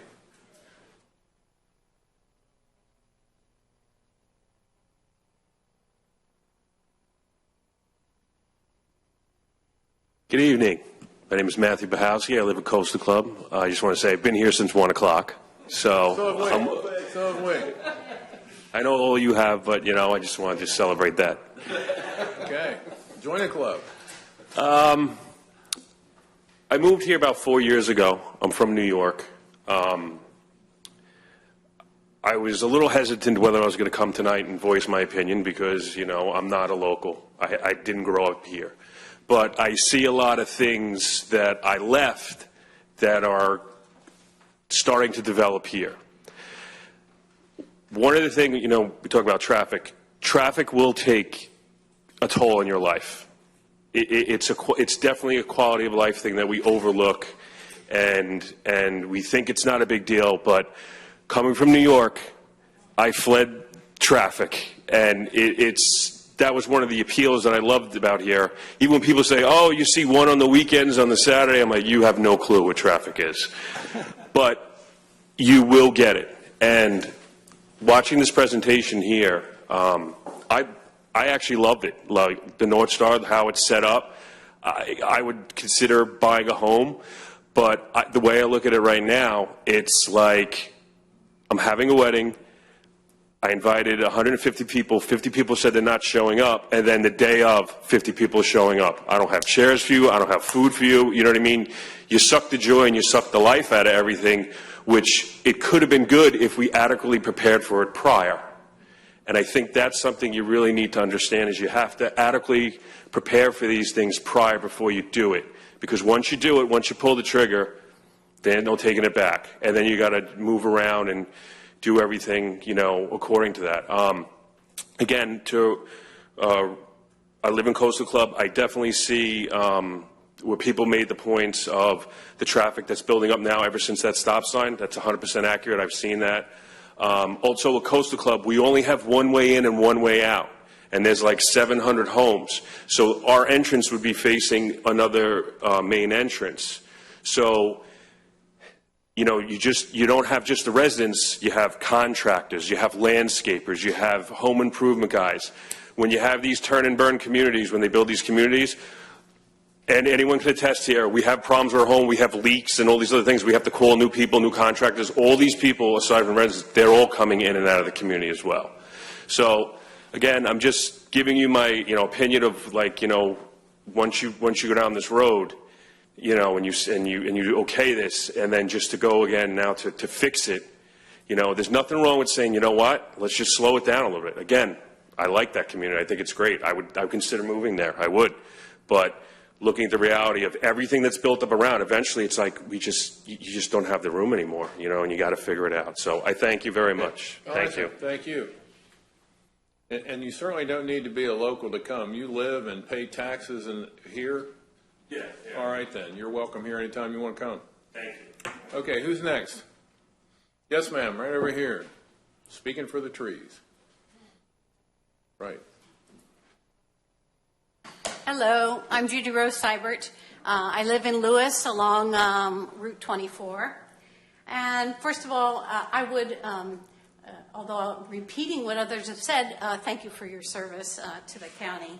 I would like to say that I concur with all the SPC recommendations and their request for conditions of approval. You know, the TID reassessment was done in 2022. And in 2022 and since then, Eastern Sussex has had unprecedented growth. You know, the Office of State Planning reported early this year that in 2022, 65% of all the building permits in the state were in Sussex County. So we have had unprecedented growth with much more growth to come. And in response to Mr. Mears' question, DelDOT has said today that it is indeed your decision as land use planners to decide if there is too much traffic. That the application meets the TID constraints does not answer the question if there's too much traffic in Sussex County for the safety of its residents. Beaver Dam Road is a 2-lane road with minimal, if anything, shoulders. This poses a public danger when traffic is backed up because fire trucks and ambulances are not able to get through because there's nowhere to pull off the road. Let's see, there is a precedent that the planning and zoning can place a condition of approval on a project upon one of DelDOT's completion of a project. For instance, when Scenic Manor was approved in April 21, a condition of approval was placed that a traffic signal be placed at Mulberry Knoll Road and Route 24 prior to the issuance of any building permits. I request that P&Z place the following condition of approval on this application should you decide to approve it, although my preference would be that you not approve it. That DelDOT complete shoulders along Beaver Dam Road, along all of the area where this application would be, that would be sufficient in size to allow traffic to pull over, to allow emergency vehicles to pass, and that this condition of approval be put in place prior to the issuance of any building permits. I'm sure that all of you as commissioners doesn't want to be responsible for creating a situation where someone might die in a fire, or someone will die because an ambulance cannot reach them. So please take the safety of Sussex County residents into consideration, and thank you. Okay, we thank you. Okay, who's next? Going once, twice. All right. Anyone on the commission have any further questions or comments? No, sir. Okay, there being none, we'll close the public hearing. We invite you to remain with us the rest of the day. Leave the record open. Just to leave the record open for the sake of leaving it open is not something that I particularly want to start doing because it just gives people more time to do what they should have done before the hearing. Was there additional input anybody wanted from the school system around the assessment that was provided? I wasn't that surprised by the numbers that the consultant suggested because I think I know where the school's coming from with their numbers because they're thinking of 750 families with 2.3 children in each family, and they're adding it up. But that's not what we get. We get grandma and grandpa. We don't get mom and dad. There's some grandma and grandpas that take care of That is grandchildren. Absolutely true. But the majority Absolutely are not. true. I But agree with you, absolutely yeah. true. No question. So I think the truth is probably somewhere between the two numbers. Yeah. I forgot to mention earlier, did you have a statement or email or something from the school district, or is that just a conversation? No, I have an email from them. Can we just make sure that's part of the record, Yes. just because we referred to it? They don't have to do it right this second, but just make sure, and we'll, If I don't do it now, I might forget. okay. Then you referred to that. But I want to get a copy of it, though. Sure. I think the impact is what it is, and the school certainly is in the situation they're in. It doesn't really change things. So.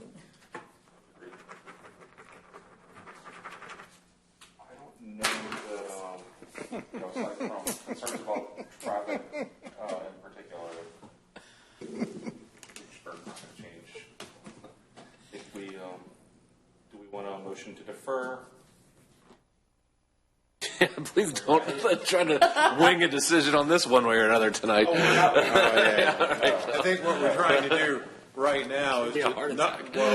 well, seriously though, one thing we have to I do know answer, something. do you want to leave the record open for any reason? We did have, there was a comment that I was thinking about with the archaeological study that it's not going to be done until the fall. But I don't personally think that, the record needs to be held open for that. I think the information should be given to us as soon as it's available, but. I agree with Holly. Is that fair, or do we have to? Yeah, I mean, because there's an archaeological study that's in the record. I don't know if it was complete, but I agree with you. If there's something that turns up, that's going to be, Sure about it? yeah, that's either going to, it's going to impact the final site plan. That would be part of So it. to show it on the plan anyway, so. Yeah, right. So I don't think we need to hold the record open then, right? I don't think so. I don't want to, like I said, I'm concerned about just holding the record open for whatever wants to come. That's not that's why you have a hearing. Is to get stuff first. You got to draw a line somewhere. Yeah. So. And there'll be, on 3 out of 4 of these applications, there'll be another hearing. So if anybody thinks of something they should have, would have, could have said, they can do it then. So. But that's true. So just for the benefit of the public and anybody that's watching, as a reminder, the subdivision would be acted on as the decision lays with the Planning and Zoning Commission on the subdivision. The other two, the change zone to C3, the change zone to MR, and the conditional use, are just recommendations from Planning and Zoning. I think everybody in the room probably still knows that, but those will still be subject to hearings at County Council. Right, and that would probably be a good thing for the organizations that are represented here to disseminate to your members, that when you see it on the County Council agenda, you're only going to see 3 of them. So, I have a question, Mr. Roberts. We do get studies from DelDOT. We do get those, and we do review them. And if I'm out of turn, please stop me. Okay. They say everything is okay, and then they say it's not okay, and then they throw it all back on us. Oh, I don't know that I agree with that. They do. Remember, this is in the TID, so it's a little bit different. We don't get a TIS and a TIS review letter. I guess I'm lumping it into more than other situations. It just maybe this doesn't pertain to this. So let's disregard that. Yeah, well, this is it's different. The TI, this is what, the second or third TID. This is my first. Yeah, but I'm sure it's a first for probably at least 2 of you. Well, one thing I do want to check on, because we might have to be careful on how we do this, because there was a lot of talk about phasing, in terms of phasing as it relates to Mulberry Knoll and maybe 1 or 2 other things. But I do want to look at the TID agreement between Sussex County and DelDOT, because there was a comment that somebody made that phasing is not permitted by that agreement. And the Mulberry Knoll, the Scenic Manor example was given, and that was originally conditioned on phasing and timing with I don't think it could start until the signalized intersection was put in. Right. But the applicant came back and said, look, this is in the TID, therefore the TID trumps that signalization condition. I don't want that. If this is going to be acted on favorably, I don't want us to assume that we're good to go because it's conditioned on a certain threshold for Mulberry Knoll, and then we find out that, again, that's superseded by the TID agreement. So that's something that's not a hold the record open thing. That's a legal advice thing. That's just I just want to point that out because it came up, and we need to know the answer to that. Everybody, if the development gets approved, I think everyone wants to see that road built as soon as possible. I agree. And I think the challenge we have is trying to figure out a way to make that happen in a way that makes sense. When I say as soon as possible, that's what I mean. It's not going to be the first thing they do, but it needs to be something that gets done soon. Unfortunately, we don't have the ability to condition DelDOT to do the rest of the that's road. That's the whole thing about the phasing too. When you think about it, sure, you might be exempt from phasing for DelDOT's purposes, but are you exempt for our purposes? Can we require phasing for some other reason? Well, we could for other reasons. That's what I want to see, though, the TID, because that's an agreement with the county and DelDOT, and if we're a subset of the county, so I don't know that we if we have a reason, I'm not saying we don't want to do it just for the sake of doing it, but if there's a good reason for it, we want to have the ability to. So. Oh, yeah. So if you can look into that for us, that would be So great. from my knowledge, for a situation like this, if you had to go back and look at that Del Dot agreement, you wouldn't leave it open, you would just still defer. Yeah, I would just defer, because that's legal advice. that's Okay. Because that's already, part of the record, and that's a public. No, I was just questioning for my, Yep. No, my it's knowledge. Okay, so the rules are we Yeah, have to just act ask on each Holly. one of these individually, so. Well, here we go. So, Mr. Chairman, regarding, everybody can hear me. Mr. Chairman, regarding change of zone 2025 Northstar Property LLC, I move that we defer action. A second. Second. Been moved and seconded to defer action on change of zone number 2025 Northstar Property LLC. All those in favor say aye. Aye. Opposed? Carried. Thank you. Our next item was change of zone number 2026 Northstar Property LLC. Yeah, Mr. Chairman, regarding change of zone 2026 Northstar Property LLC, I move that we defer action. Second.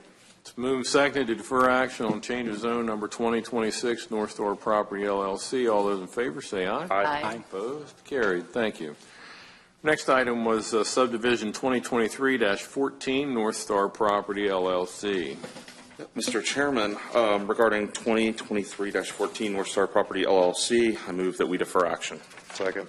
It's been moved and seconded to defer action on subdivision 2023-14 Northstar Property LLC. All those in favor say aye. Aye. Opposed? Carried. Thank you. Our next item was conditional use number 2499 Northstar Property LLC. Mr. Chairman, regarding CU 2499 Northstar Property LLC, I move that we defer action. Second. Been moved and seconded to defer action on conditional use number 2499 Northstar Property LLC. All those in favor say aye. Aye. Opposed?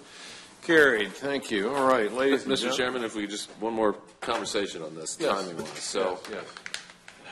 we've got a 45-day window to act on this since the record wasn't held open. That means we have to have made recommendations and a decision by no later than the August 21st meeting, planning and zoning meeting. That's 3 meetings from now. There's one next week. There's the first meeting on the 7th, and then the second meeting on the 21st. I will not be here on the 7th. Yeah, me neither, actually. My one meeting a year that I miss. Yeah.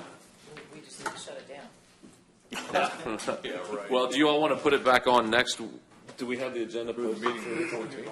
Do you want to put these on for discussion or not next meeting? Not we're going to act on them, but I don't know if you all want to have a discussion. Let's have some discussion next week. Put it on for discussion, Okay. and if we, Third week of August, I'll be gone. Okay, well, yeah, we'll figure that So out. we'll just, if you slide it in there, I'll be here. We should know about the TID requirements. Okay. By then, right? Yeah, or at least have some preliminary information. Yeah. Yep. Sounds good. okay, that completes our agenda. Is there anything else for good of the order? Mr. Whitehouse, any updates on anything you want to share with us? Or? Just time-wise, we are back to our normal 3 p.m. start time next week. So. Okay. Great. All right. Anything else for good of the order? Thank you, Mr. Vice. But, If not,